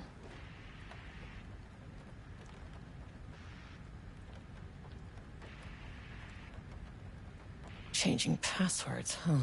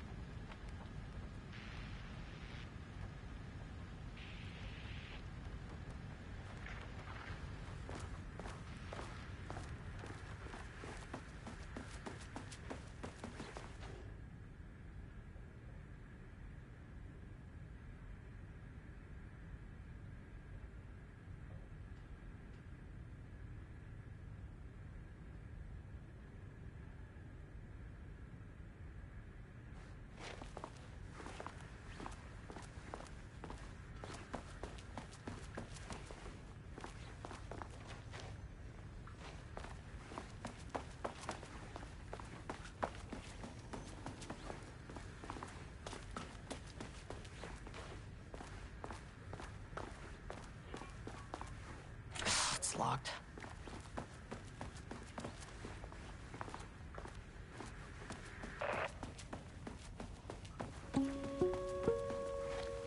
Hello, and welcome to another exciting day here at the Lake House. As I'm sure you know, I am Dr. Jules Marmont, and this is my wife, Dr. Diana Marmont. And together we are the heads of research at this facility.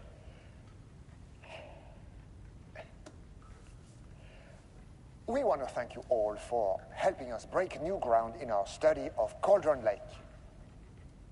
That's right, Jules. But don't let our exciting work in threshold regulation and dimensional coupling keep you from observing the proper safety protocols. You said it, Diana. We run a tight ship here at the Lake House. So, always remember the 3 S's. Safety, security, and censorship. It's a C. It's a C. Why, that is the joke, Diana. Well, it's a stupid Wonderful joke, Jules. We'll see you down there. Yeah, that seems healthy.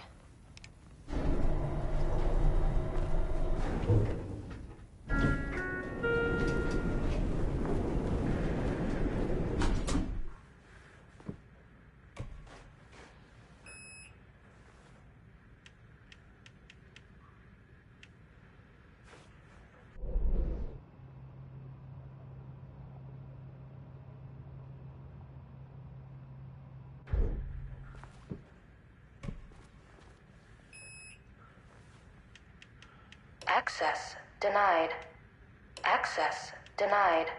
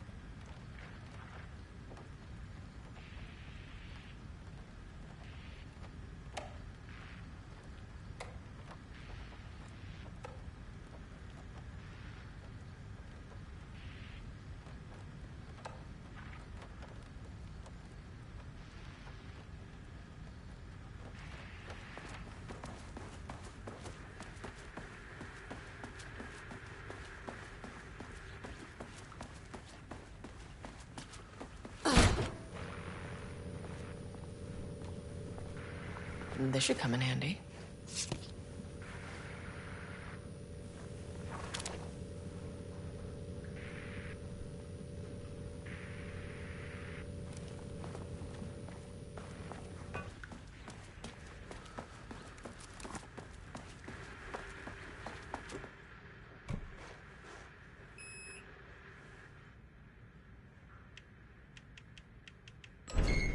As soon as I got in that elevator, my bad news detector started going nuts.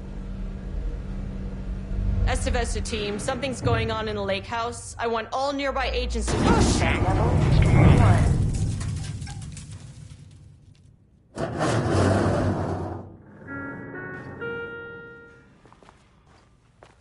Agent Estevez, what's your status?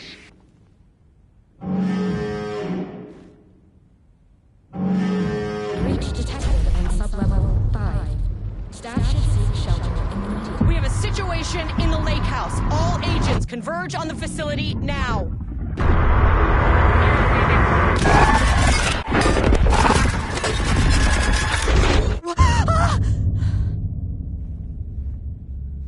Belay that order. Shit. A threshold event had hit the lake house. Now, it was the Marmont's problem. Our mission was outside. What the fuck was that? Where's the fucking elevator? Okay.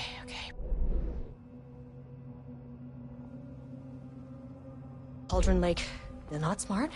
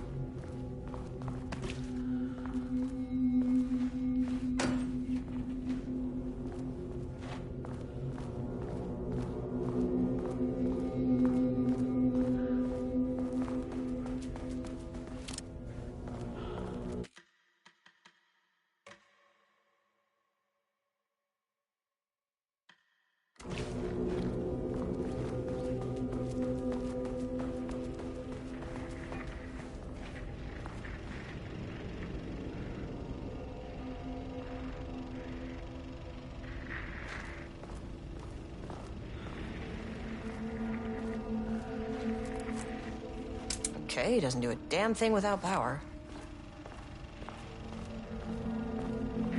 Dr. Darling.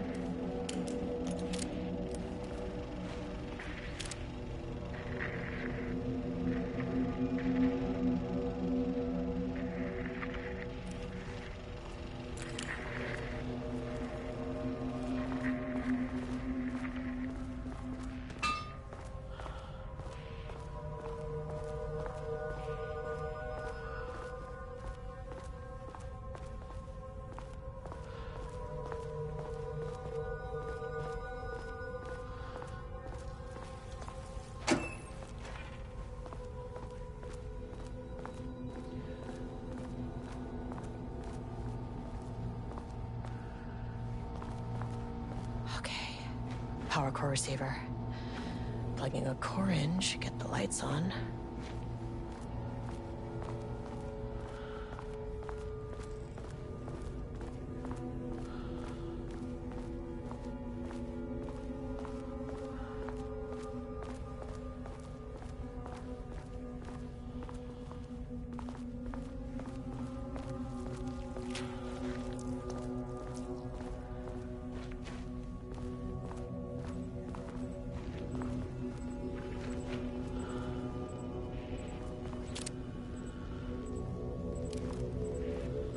That is not a regulation FBC weapon.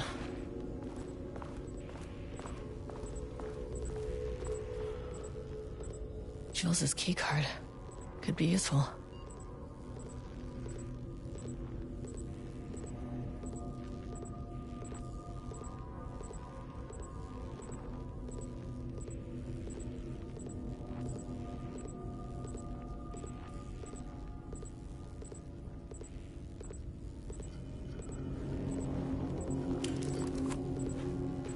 I wish they'd make these things lighter.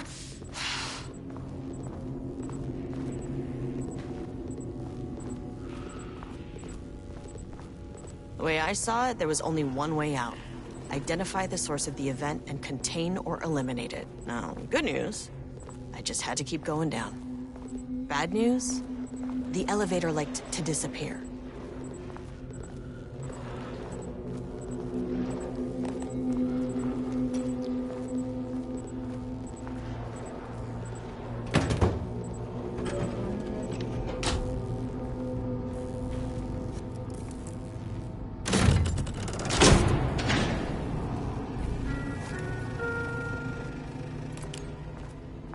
At least the elevator's back.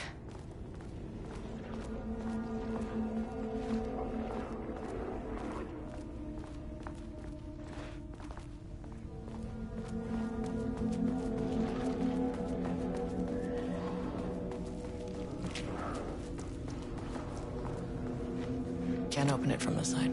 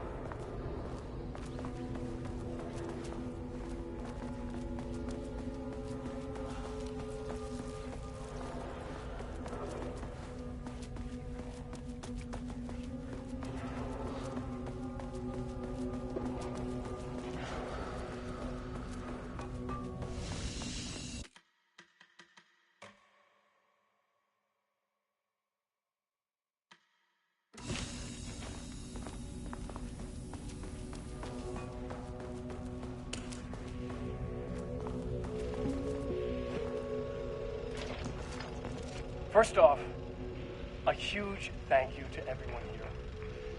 The Lake House has made amazing strides in researching the AWE here at Cauldron Lake. Great work, team. I wanted to come in person so I could check in on the latest work. I won't get in the way.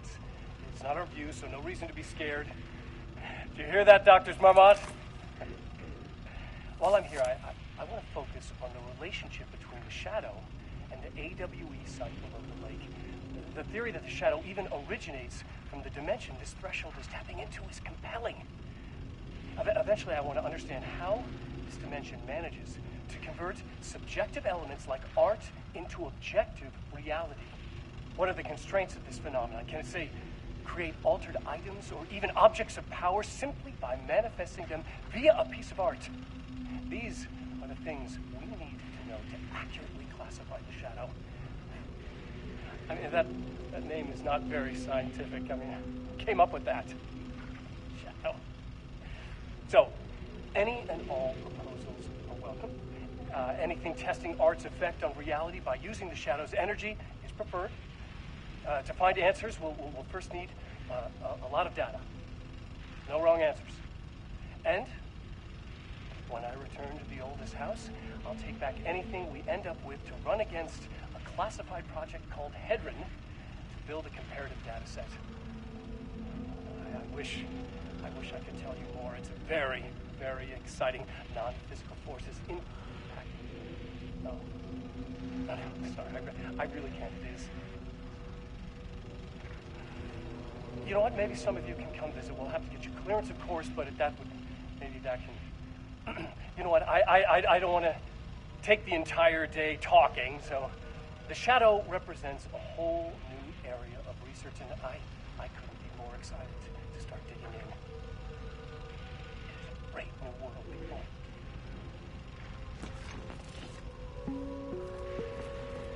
The Lake House's research went way beyond studying Cauldron Lake's threshold. Playing with paranatural forces, it never goes to waste. This is exactly why we lock up people on that lake.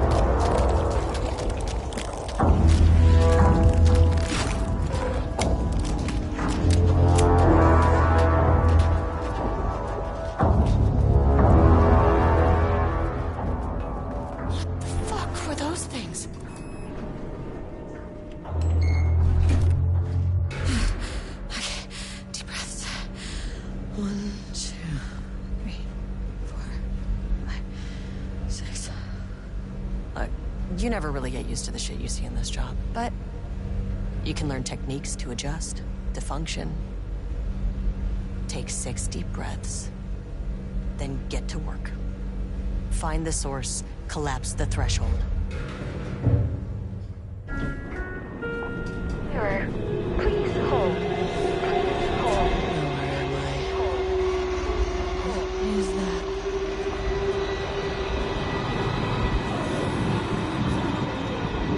If you can understand me, I'm an agent of the Federal Bureau of Control. I can assist you if you take no hostile action against me or any action that can be perceived as hostile. Do you understand?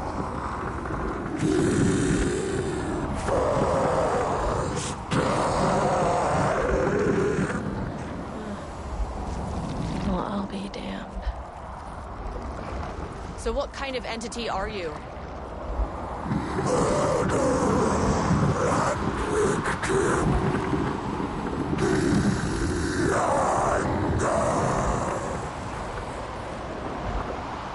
You can speak. That means you probably imprinted on a person or retained some of your former self's information. Previously human, maybe? Okay, I can work with that. I just had an unpleasant encounter with some other painted individuals.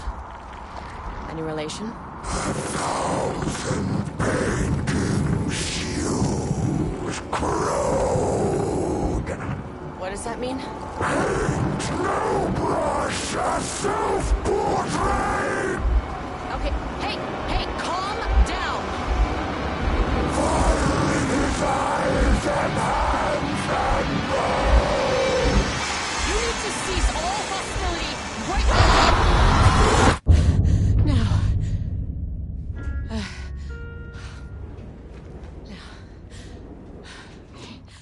Bad news. That thing is really pissed off. Good news. It didn't try to kill me. Baby steps.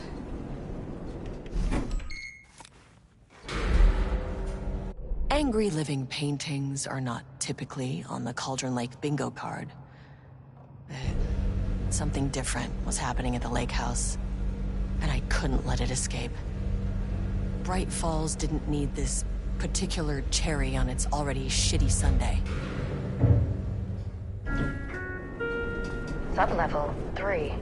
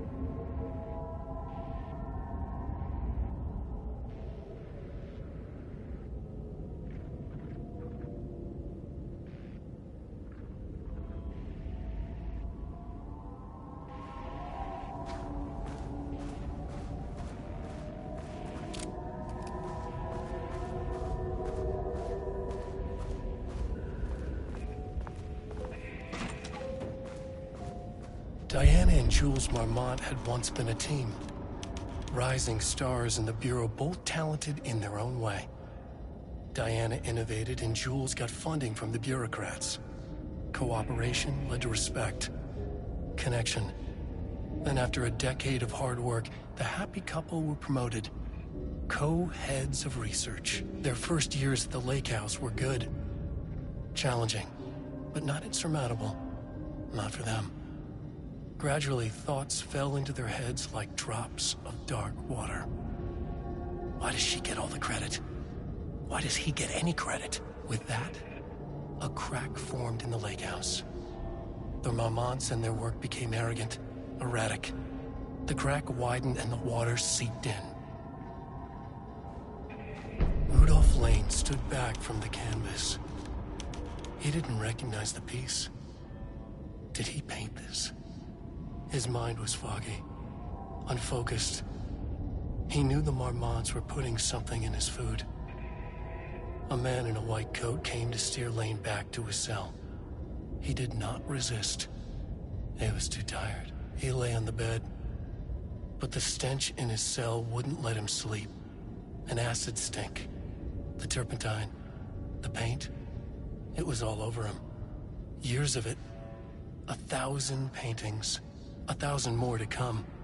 A putrid weight he could never wash away. Cold hate simmered below the mist clogging his thoughts. Hatred for the paint.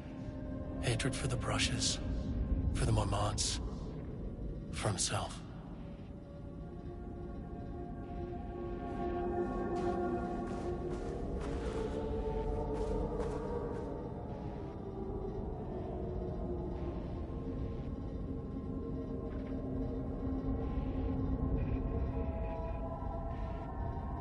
September 12, 2023. Notes regarding a page of an Alan Wake manuscript I found in the archives. I checked the records, and this page is not in our inventory. I believe it manifested inside the lake house directly. I won't be filing this page. It'll just send Jules into a panic. The page is written in Wake's usual style, so I can't say for certain if it's being literal or figurative when it calls us monsters. But what's interesting is that the page indicates that a painting succeeded in linking Cauldron Lake's threshold with our facility. Writing has always been the clearly superior avenue of research, but I never considered that the writing itself would dictate a different art form as the catalyst for our success. I cannot accept that. I can't allow Jules to stumble his way into success. Not after the years of work I put into this research. I got word yesterday that 2 writers are visiting Bright Falls. I will beat Jules to the finish line.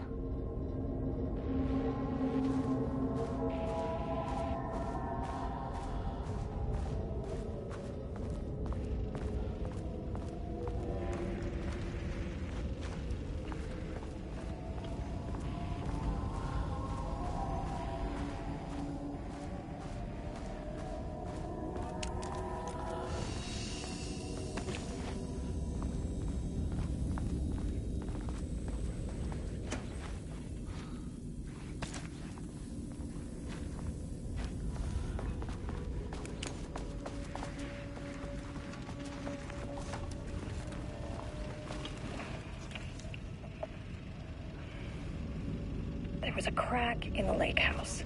The marmots had let the lake in, but the water could not flow. It became trapped, stagnant, went bad. The truth was controlled here. The art was not art, just content for the experiment.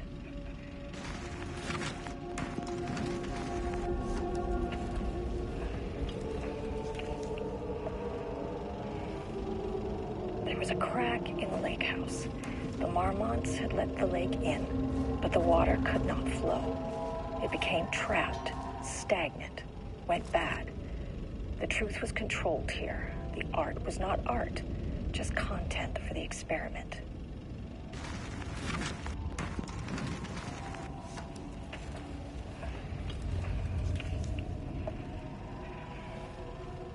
There was a crack in the lake house. The marmots had let the lake in, but the water could not flow. It became trapped, stagnant, went bad.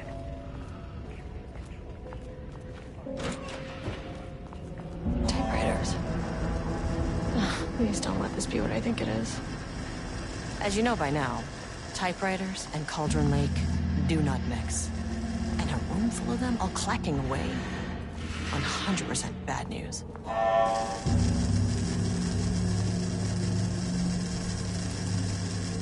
My keycard isn't high enough clearance.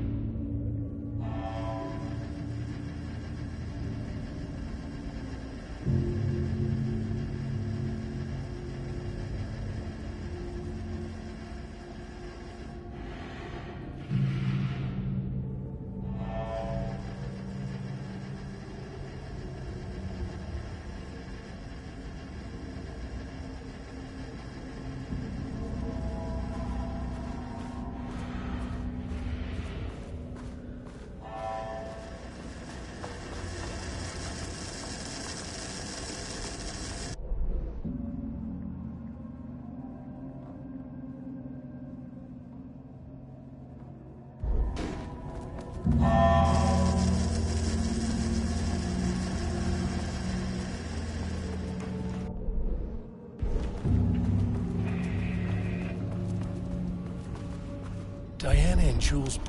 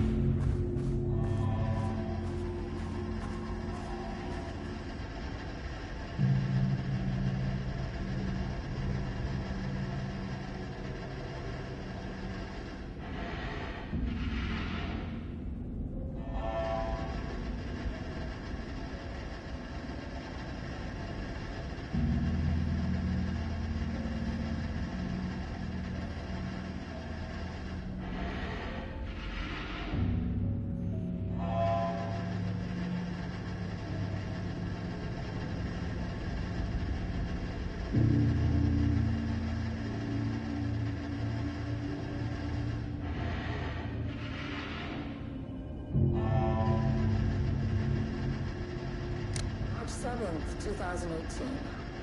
Notes regarding Dr. Emil Hartman, founder of the Cauldron Lake Lodge, where he manipulated artists in an attempt to control the power of the Shadow.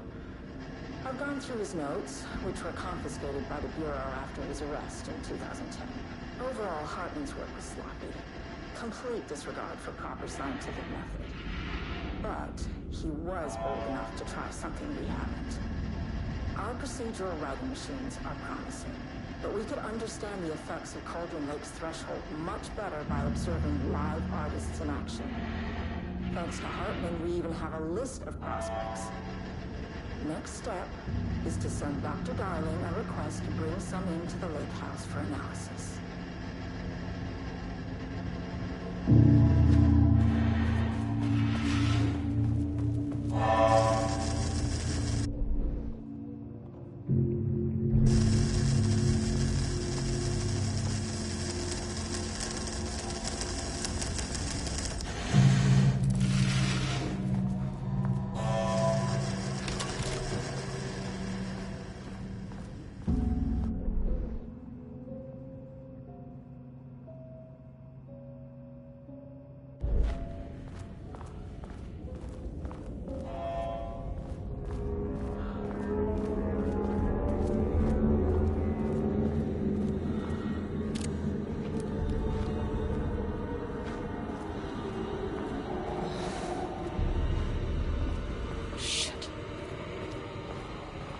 Never say no to extra firepower.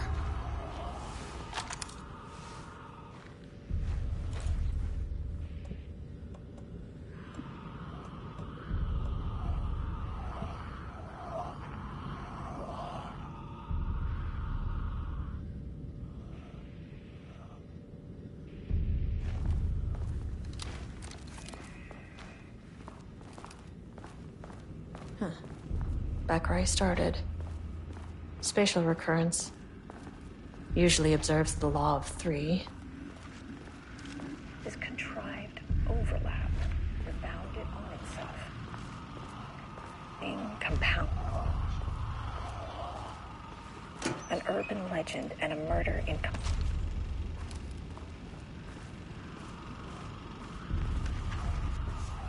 Arranged wrong, the dream logic flawed, the feedback loop doubled and redoubled out of control. The pressure kept building, looking for release.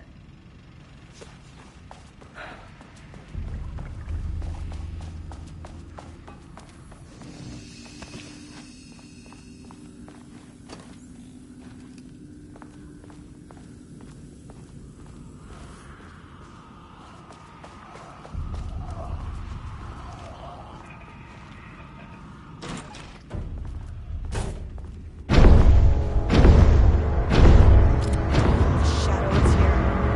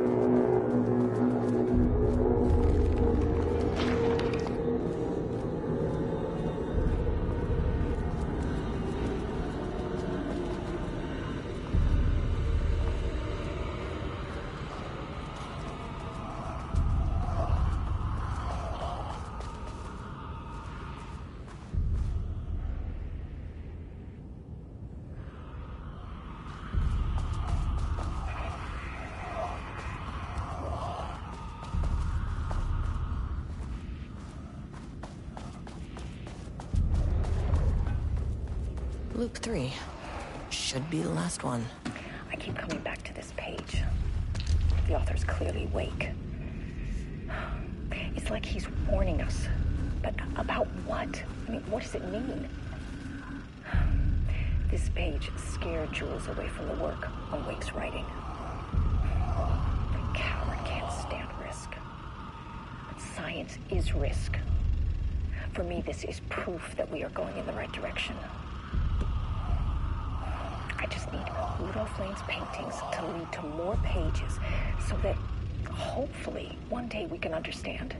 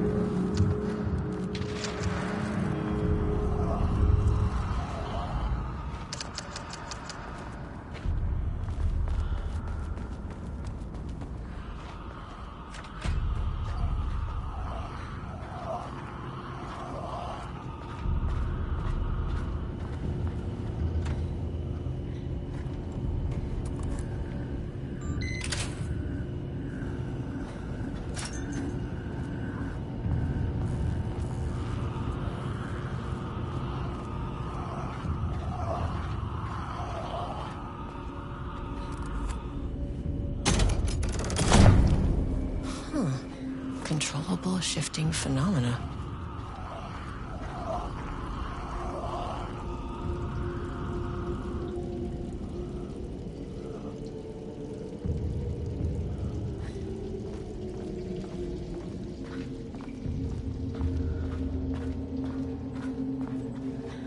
Won't open without power.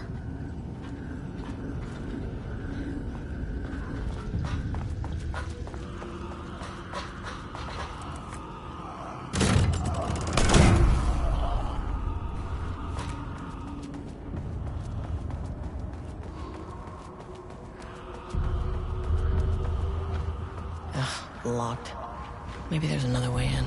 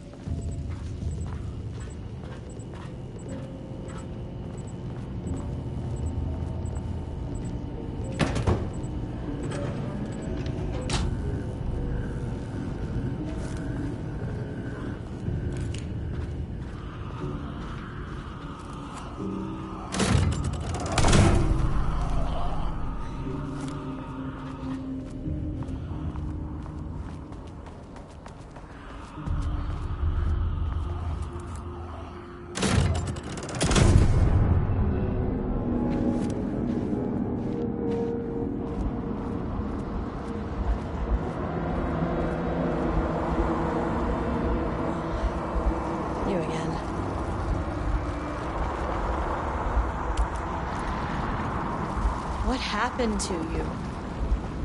Did the people here do this to you? Marmonts dug in his head.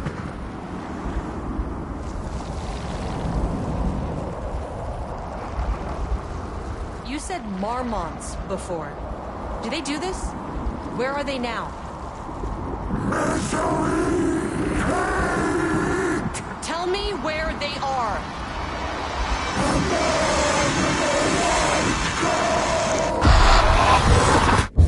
Christ. It's fixated on the Marmonts. What did they do?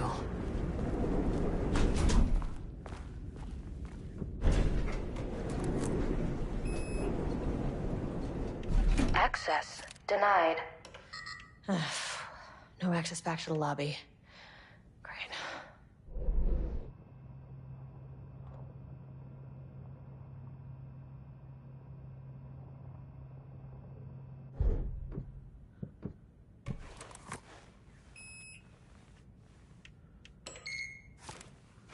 A threshold is the connection between a foreign reality and our own.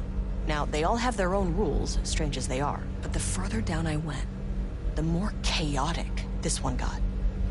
Clearly, this was the Cauldron Lake threshold, but something was wrong. Well, more wrong than usual.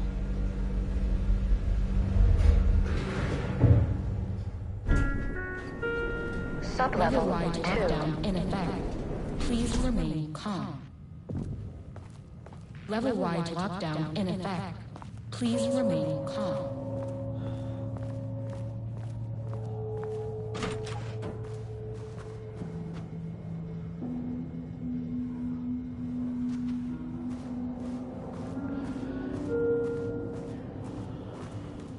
Won't open while the floor's on lockdown.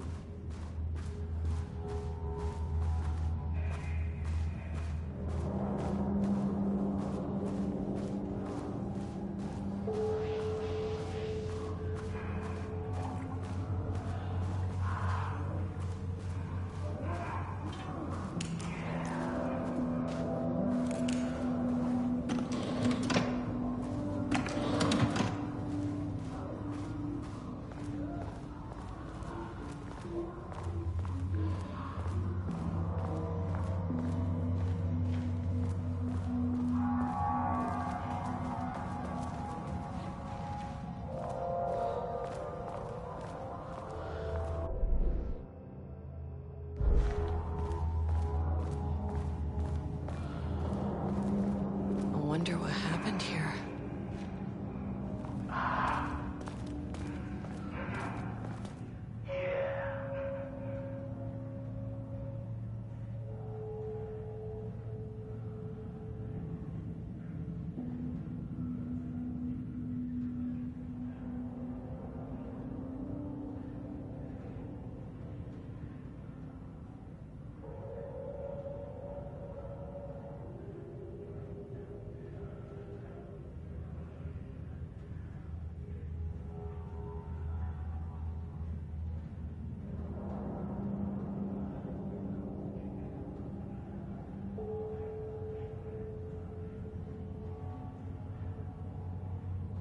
I can't paint anymore.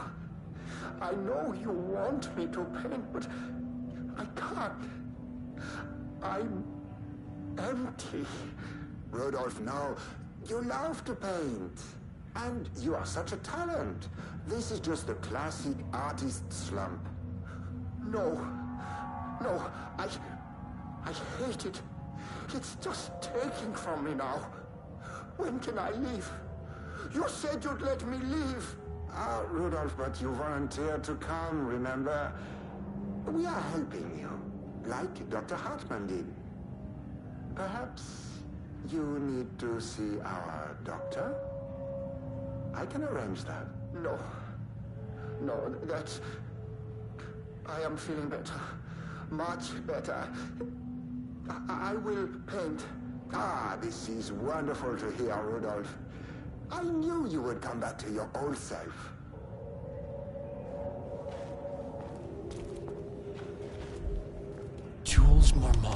looked at the painting. He didn't understand it. Saw only random whirls of color. Drugging Lane made him more compliant, but his work had turned abstract. Jules needed more art his team could parse, could test, trial and error. These abstract explosions of color complicated the data. His grip tightened around the letter opener in his hand. The piece of art he needed was hidden inside Lane.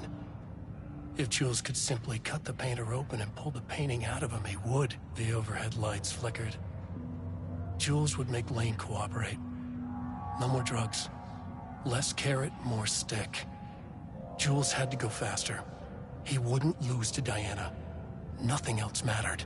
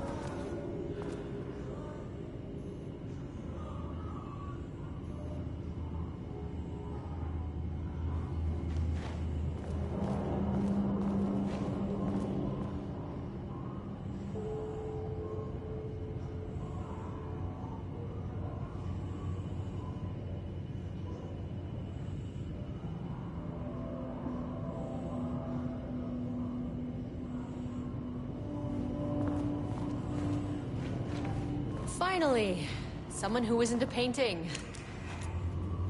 Hey, hello. Who are you? Sorry, got a flow going. Can we do this later? No, we cannot. I'm Agent Kieran Estevez. I'm with the government, and I need your name. I'm Ed Booker, the playwright. And I'm hitting my stride here, so can you guys stop with all that banging and screaming? It's throwing me off. Where do you think you are right now? In an immersive writing workshop. Well, bad news, it's not a writing workshop. Good news, it's not a writing workshop. Right. It's a government facility studying the power of creativity. That makes way more sense. Look around you. How is this a workshop? You have to stay in character. I get that. I'm in the theater business too. And look, the sets, the costumes, all great in that, you know, campy, 70s sci-fi kind of way. But you could dial down the role-playing like 15, 20%. Just some professional advice. What are you even doing? What are you writing? Well, after you all abducted me in the woods, I've been working on this manuscript you gave me because you need it for some experiment or something. I kind of forget the premise. But, you know, I've had this block lately, and filling in the gaps of this story has really loosened me up. Copying the style is a nice constraint, but I still have lots of room to play. It's a solid creative exercise. Sir, whether you are aware of it or not, there is a situation here. I need you to stay in your cell until I can resolve the matter, okay? Uh-huh, got it. Hey, no one's been around with food for a while. I could go for some dinner when you have a second. Oh, and can I get my phone back? I want to call my wife. I don't know how Tammy found you guys, but she killed it. 5 stars all around. Yeah, I'll get right on that.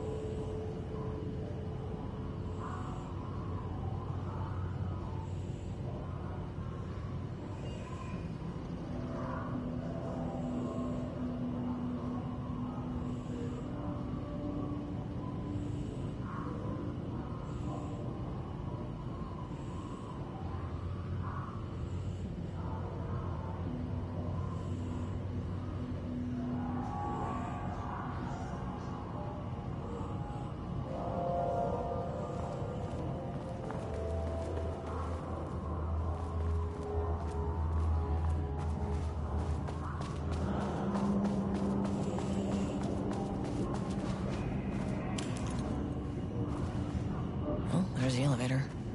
How do I get in?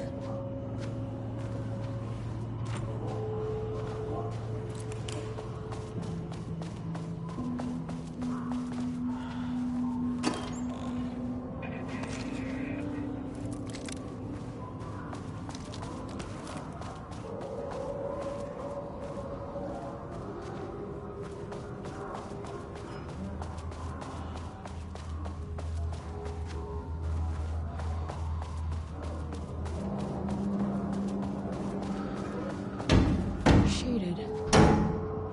Hope that glass is thick.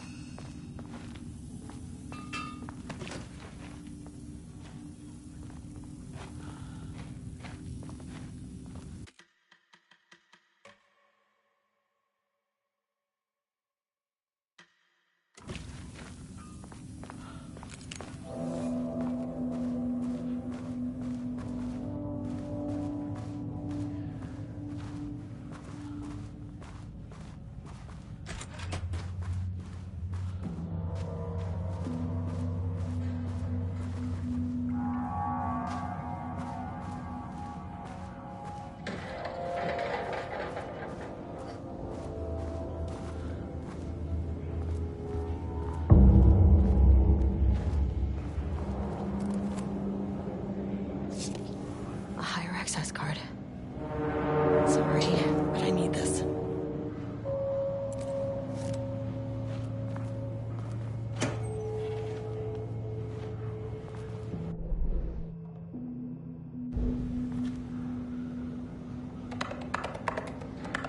That's not right. How many paintings did they have this guy make?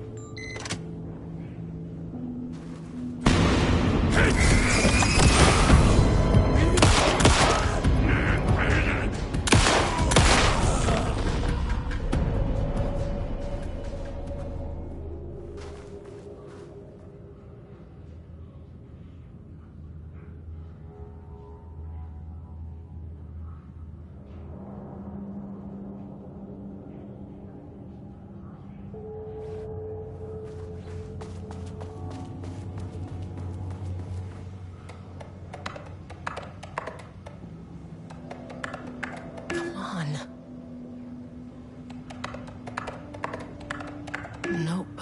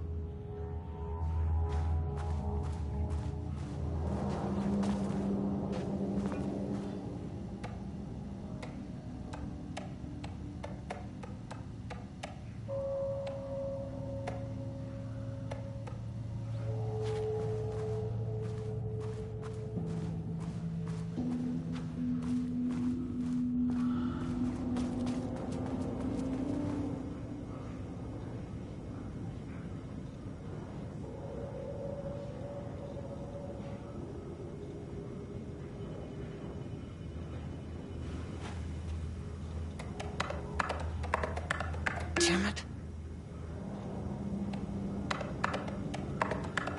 Come on. That's not right. Nope. Damn it.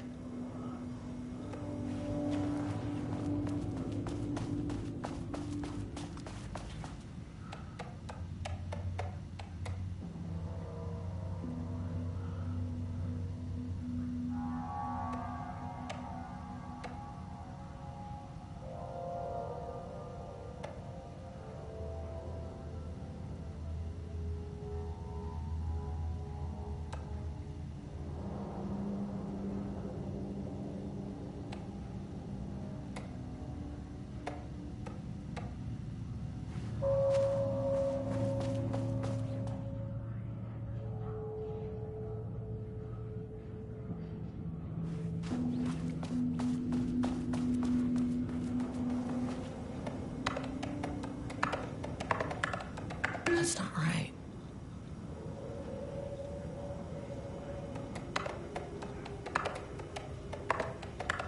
Damn it.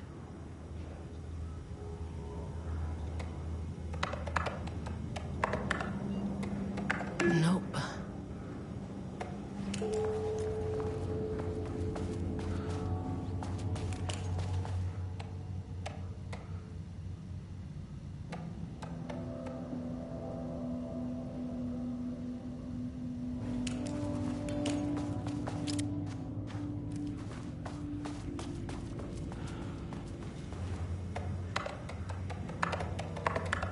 Come on.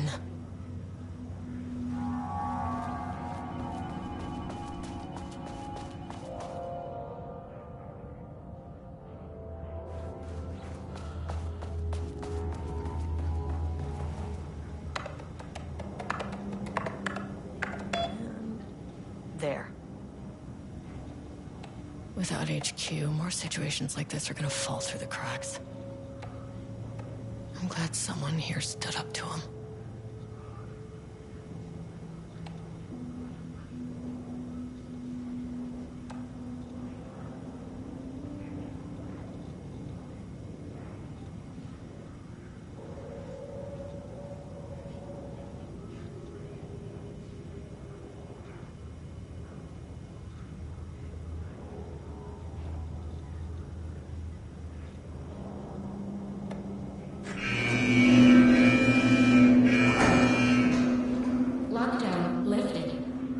You are now safe to resume working.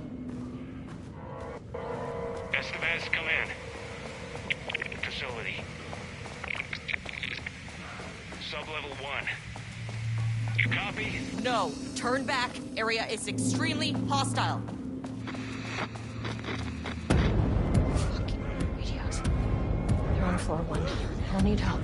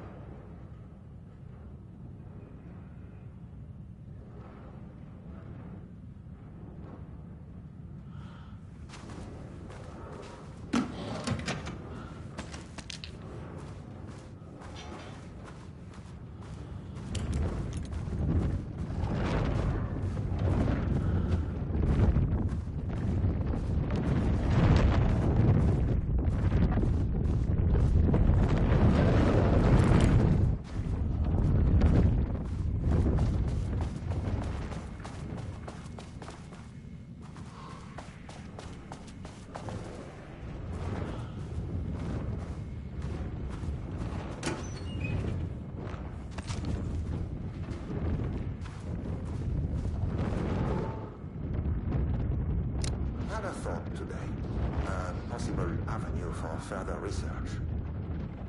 When we think of art successfully affecting reality, we always think of Alan Wake and his writing.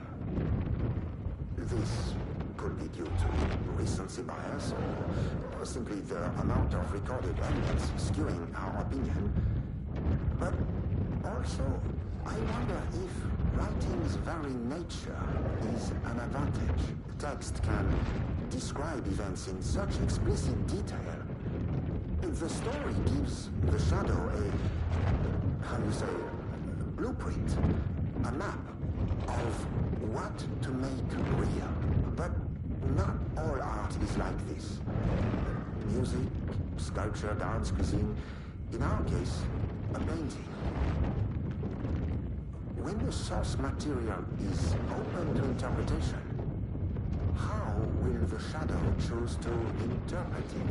I think Diana will find the question very interesting. Most likely, she already has an answer. That's why I love her.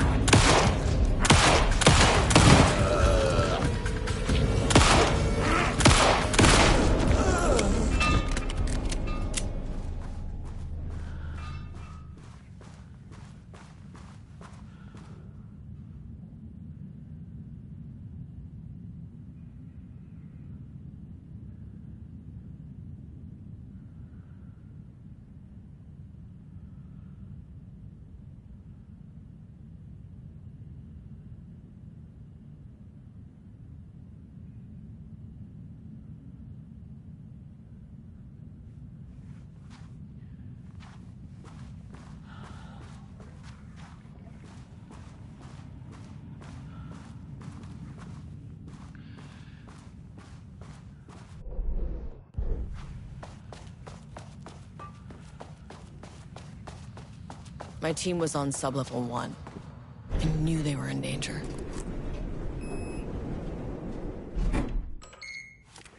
The Marmonts turned innocent people into tools using the FBC's authority. They thought they were untouchable out here, hidden away in the woods? No. Actions have consequences. And I'm the consequences.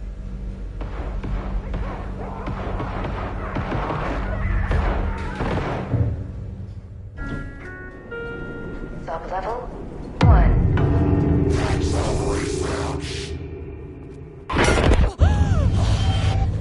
Ah, you fucking bastard! Jules Marmont killed my team. He was taken by the Shadow.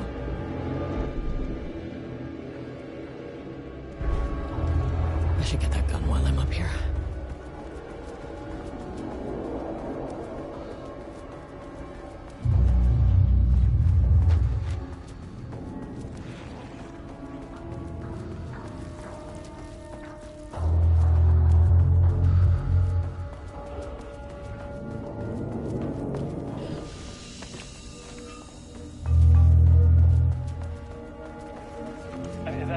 That name is not very scientific.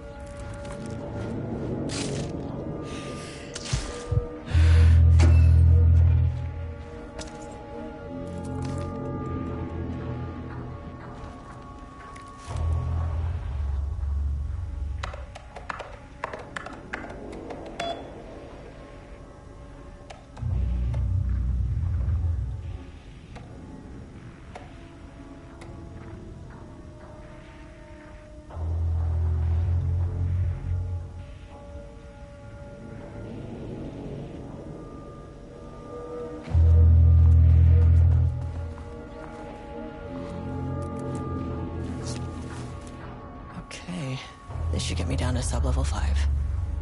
And this should get me past any other problems.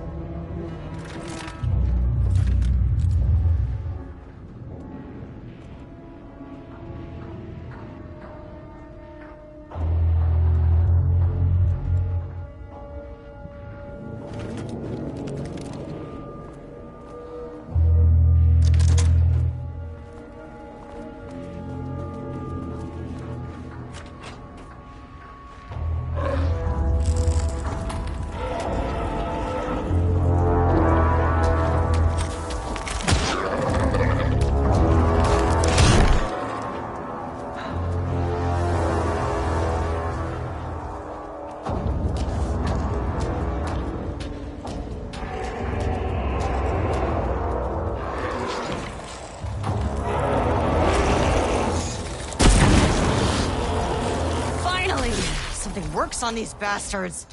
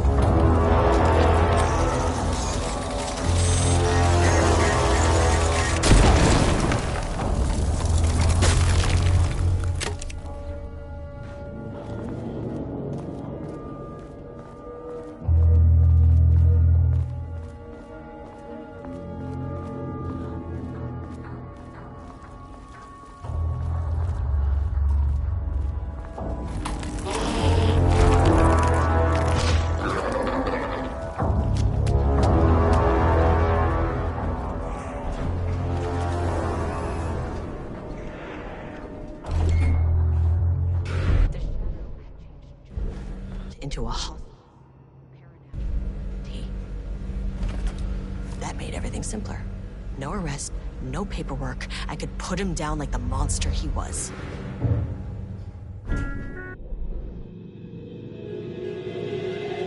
He's not level 4.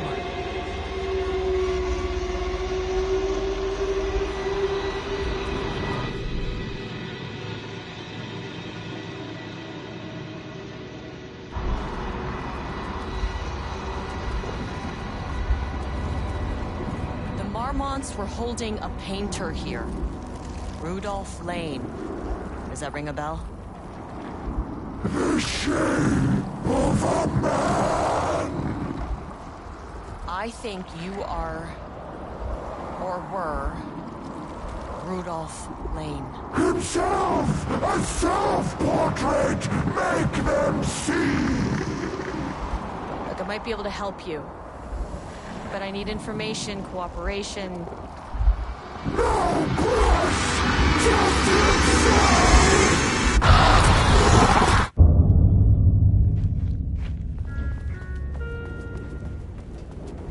Rudolph Lane was dying.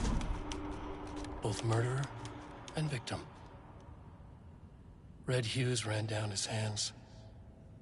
Was it scarlet or cadmium? Too vivid to be maroon.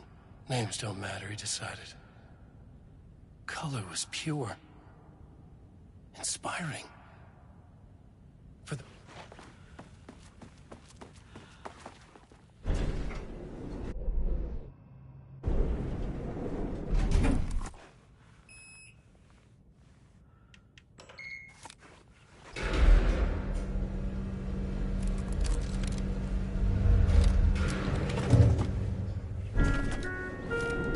Sublevel 2.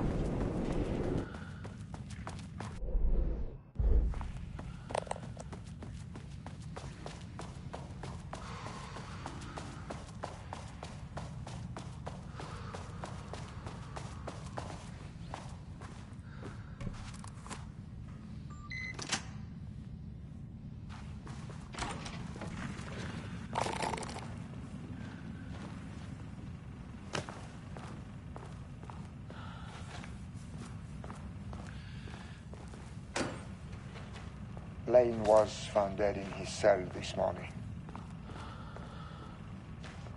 It's an unfortunate setback.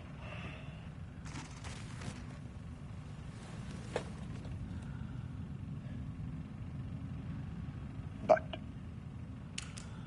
when a door is closed, a window is opened. I believe that's the saying. Lane may be gone, but he left us with a goodbye present. A final piece of art.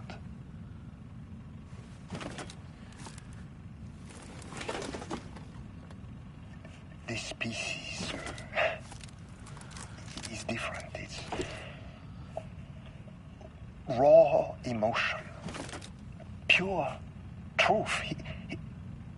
He put everything he had into this one. Literally. Every reading we take is off the charts. This is what we have been waiting for. It is the key.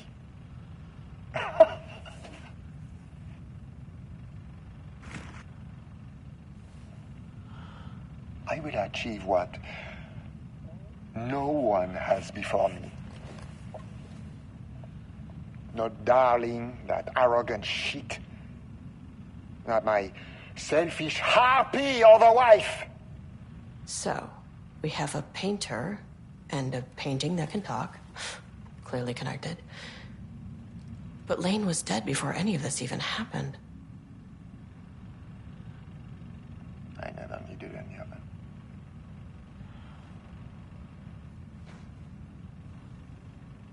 The fools will finally see me for the genius I am.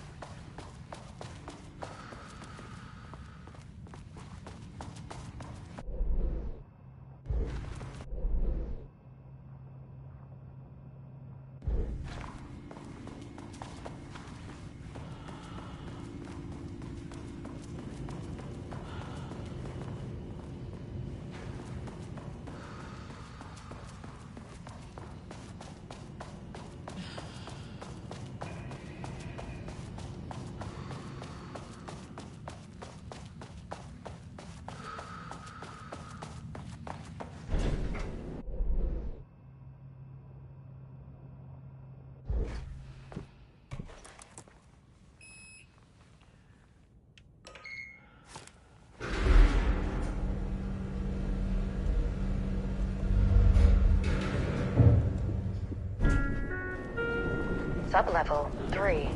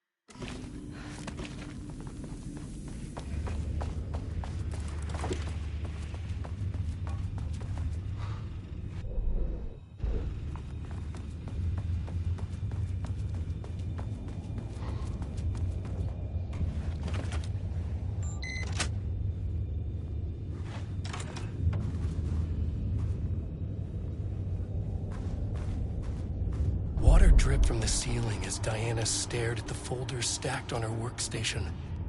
Each one was a branch of research. Drip. Some were thin, some thick. They represented years of her life, her work, dissecting the act of creation and examining the bloody pieces. Bringing in live subjects had been her idea. Drip. Bureau leadership denied their request. But after HQ went into lockdown, she took...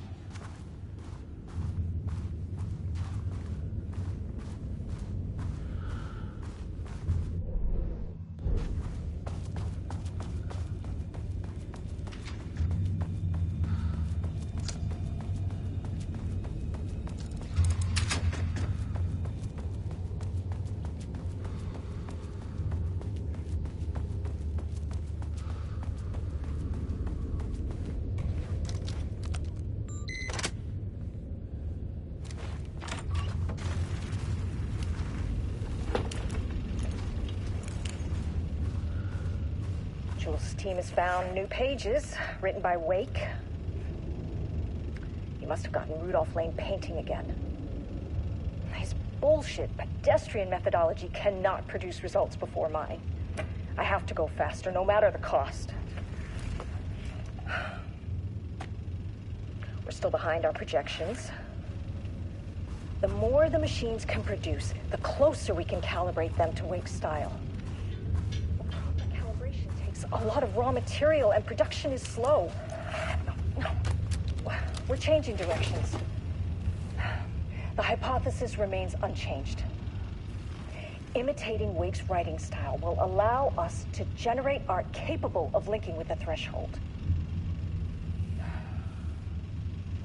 Our live subject should match Wake's style much faster.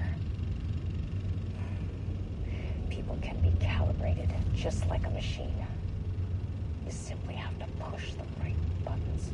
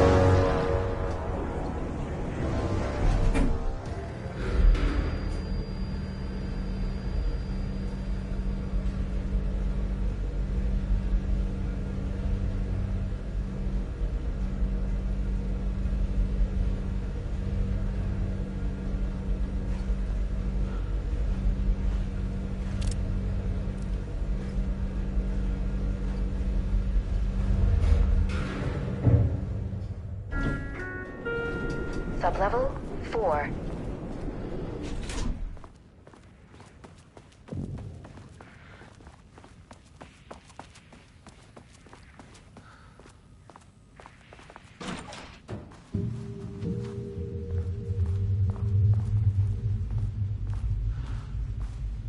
Ooh, nice office.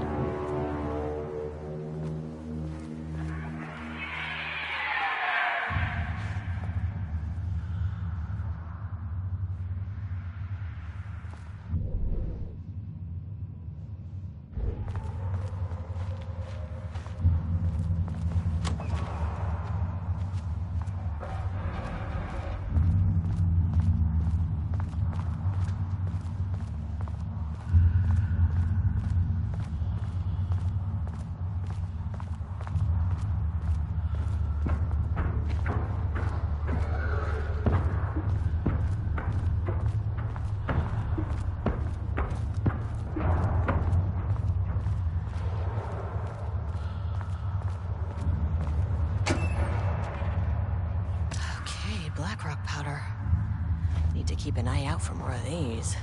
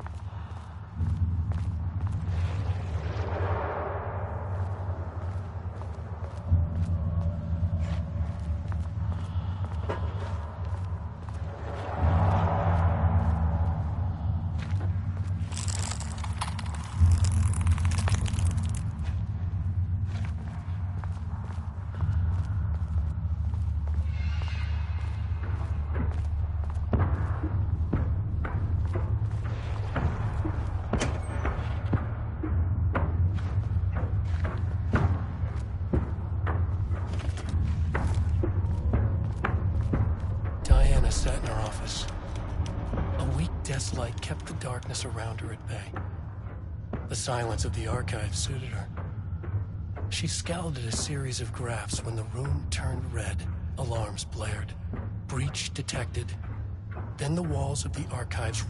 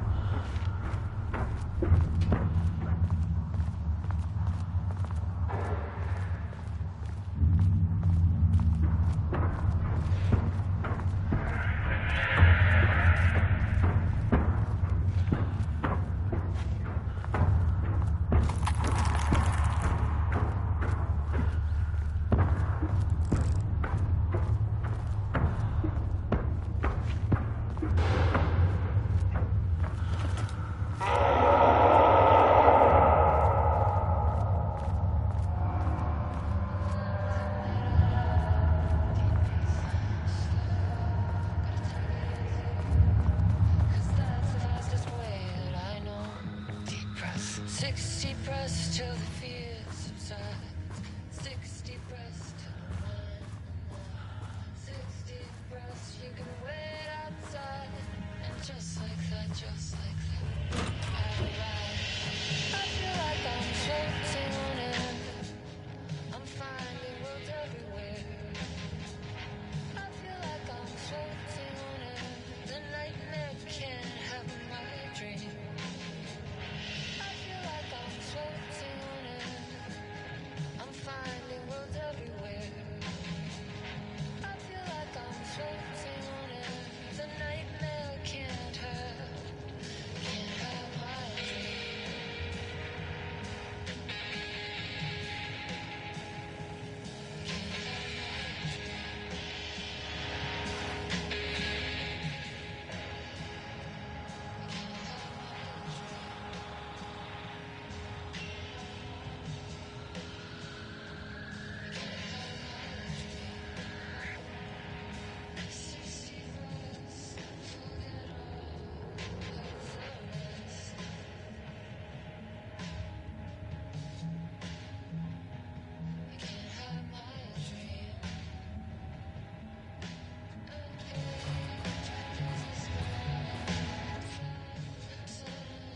September 13th, 2023. Notes regarding the concept of the tortured artist. A romanticized image of the sensitive artistic temperament, yes. But there may be truth in the cliche. It's no secret Rudolph Lane has been unhappy here for years. But the aggregate data shows his art's viability score trending upward over time. If Jules hadn't neglected to hold regular psychological exams, then we could have quantified the subject's emotional state, creating a sort of distress rating to compare against the art score. I'll make this a sub-goal of my study of Edward Booker. Once we set the variables and establish control reading of his art and mental state, then we can begin inducing negative emotion. Limited food and water, perhaps. And increasingly tight reading space. Mrs. actually has lost his subject, though. We need to be careful not to leave any sharp objects in Booker's cell. Deep breath, deep breath. The lake house was underwater. The Marmont's ambitions had finally been realized. Jules had dangled the painting like a lure and hooked an ocean. Their machines couldn't hold it. A fault in the system. The water Sharp pain. There's something in the way.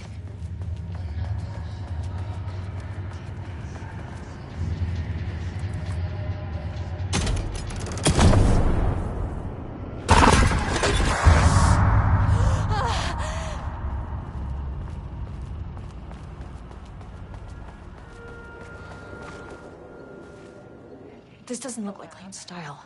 Some big Different artist. experiment tomorrow. I can't find the details anywhere.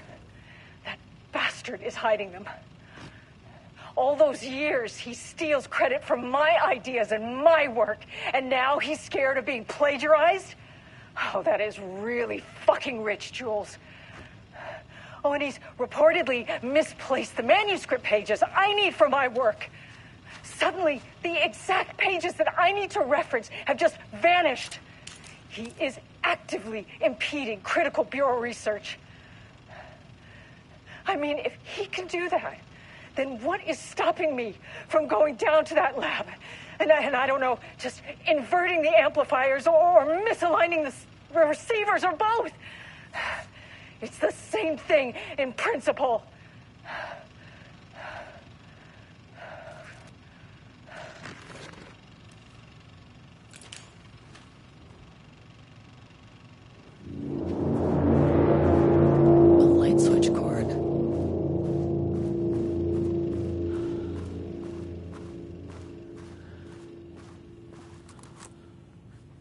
Quick lesson on light switch cords. If you find one, pull it 3 times.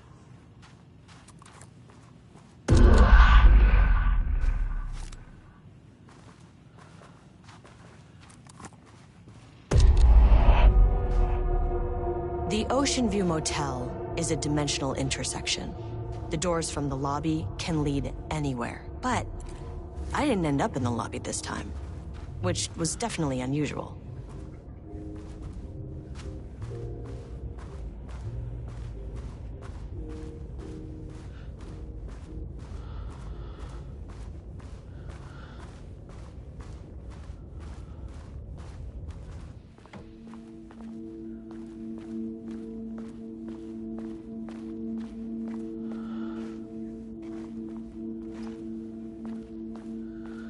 Panopticon? But the Panopticon is at headquarters. Yeah. I'm outside in a forest. The sun is shining. Birds are calling. I feel dirt beneath my feet. Breeze. Everything smells like green. I'm right here. I'm in the forest. Sunlight on my face. Birds are flying past. Leaves rustling. Sunlight. Trees are moving green. Field of flowers. Out here. Out here. Out here. Forest. The sun is shining.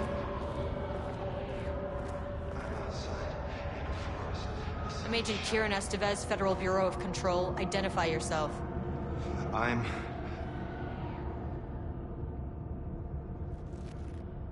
It's quiet.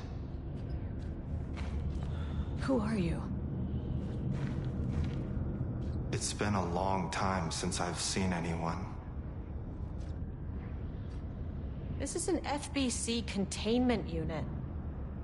Why is the Bureau detaining you? I'm where I belong. Everyone I meet here is either a painting or a paracriminal. There's a sign over there for the Panopticon. The Panopticon's only in New York, in HQ. Is this the oldest house?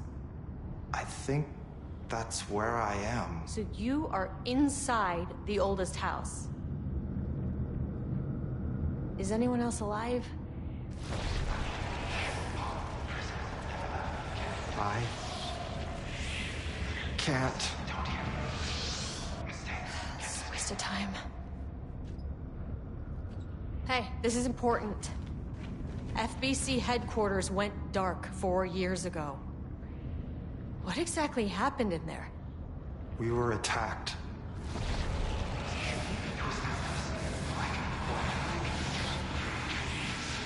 No, no, not again. Not yet. No, no, no, no, no. Hey, stay with me. Stay with me. Okay.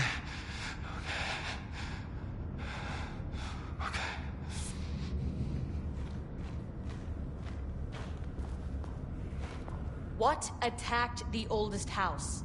I need to know. Something's changing. Outside. Can you feel it? I can hear it. It's getting worse. You can't stay, can you? Hold on. I need to know if I can...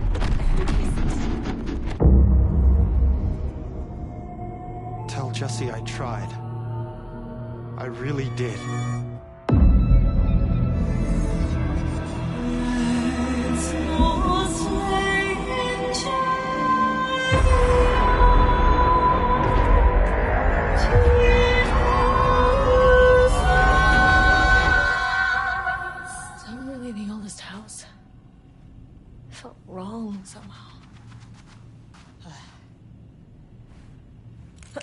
At least my voice is back to normal.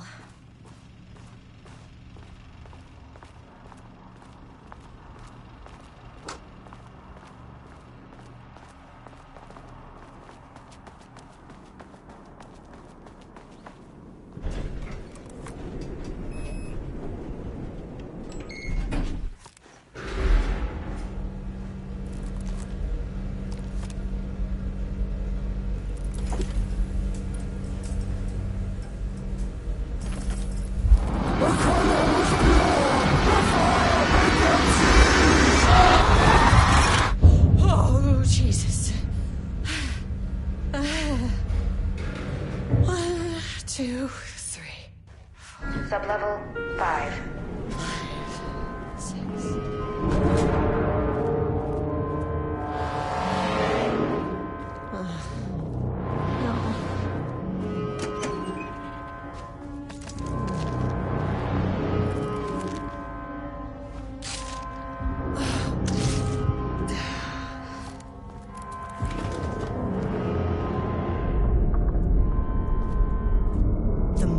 terrorists had opened the door into Cauldron Lake's threshold. It was forced, it was unstable. Shutting the experiment down was the only option.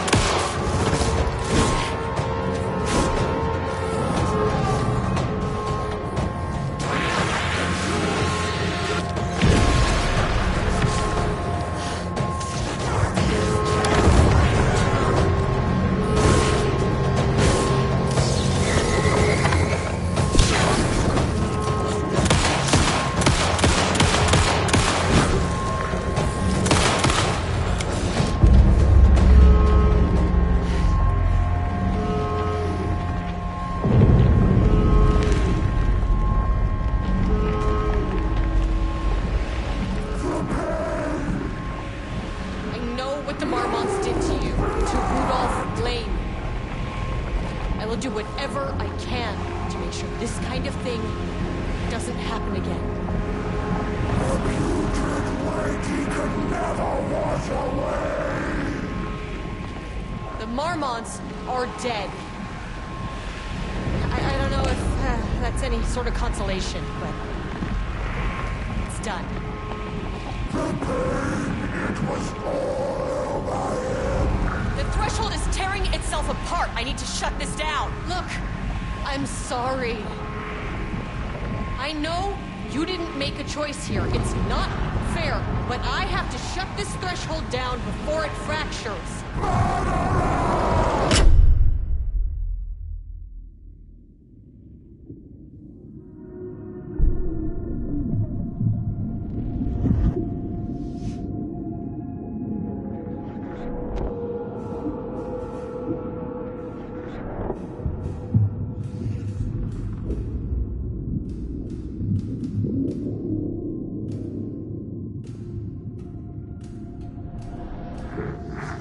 Agent Estevez stood in the forest just outside of Bright Falls. She watched her team detain Alan Wake and Ilmo Koski, stuffing them into black SUVs. She realized this was the moment Wake had been writing in the vision she had seen. The story was coming true. She pushed the thought out of her head. It had been a good tip, a way to find Wake. Nothing more. Alan Wake!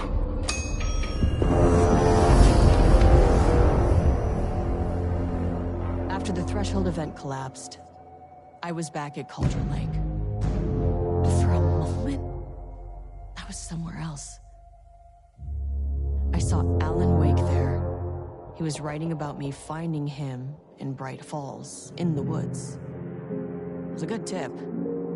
I called the surviving members of my team, and I told them to meet me there. You know, these cases, they never get less ambiguous or easier. This one, this was tough. Because protocol says entities like the Taken are monsters, threats. But the Marmots were monsters way before the Shadow got to them. So at the end of the day, what's the difference?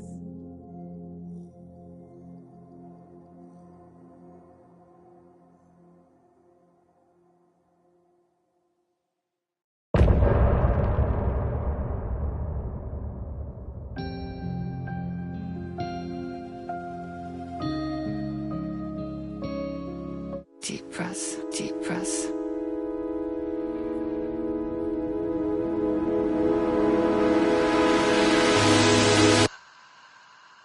Clock stopped, and another shoe was dropped.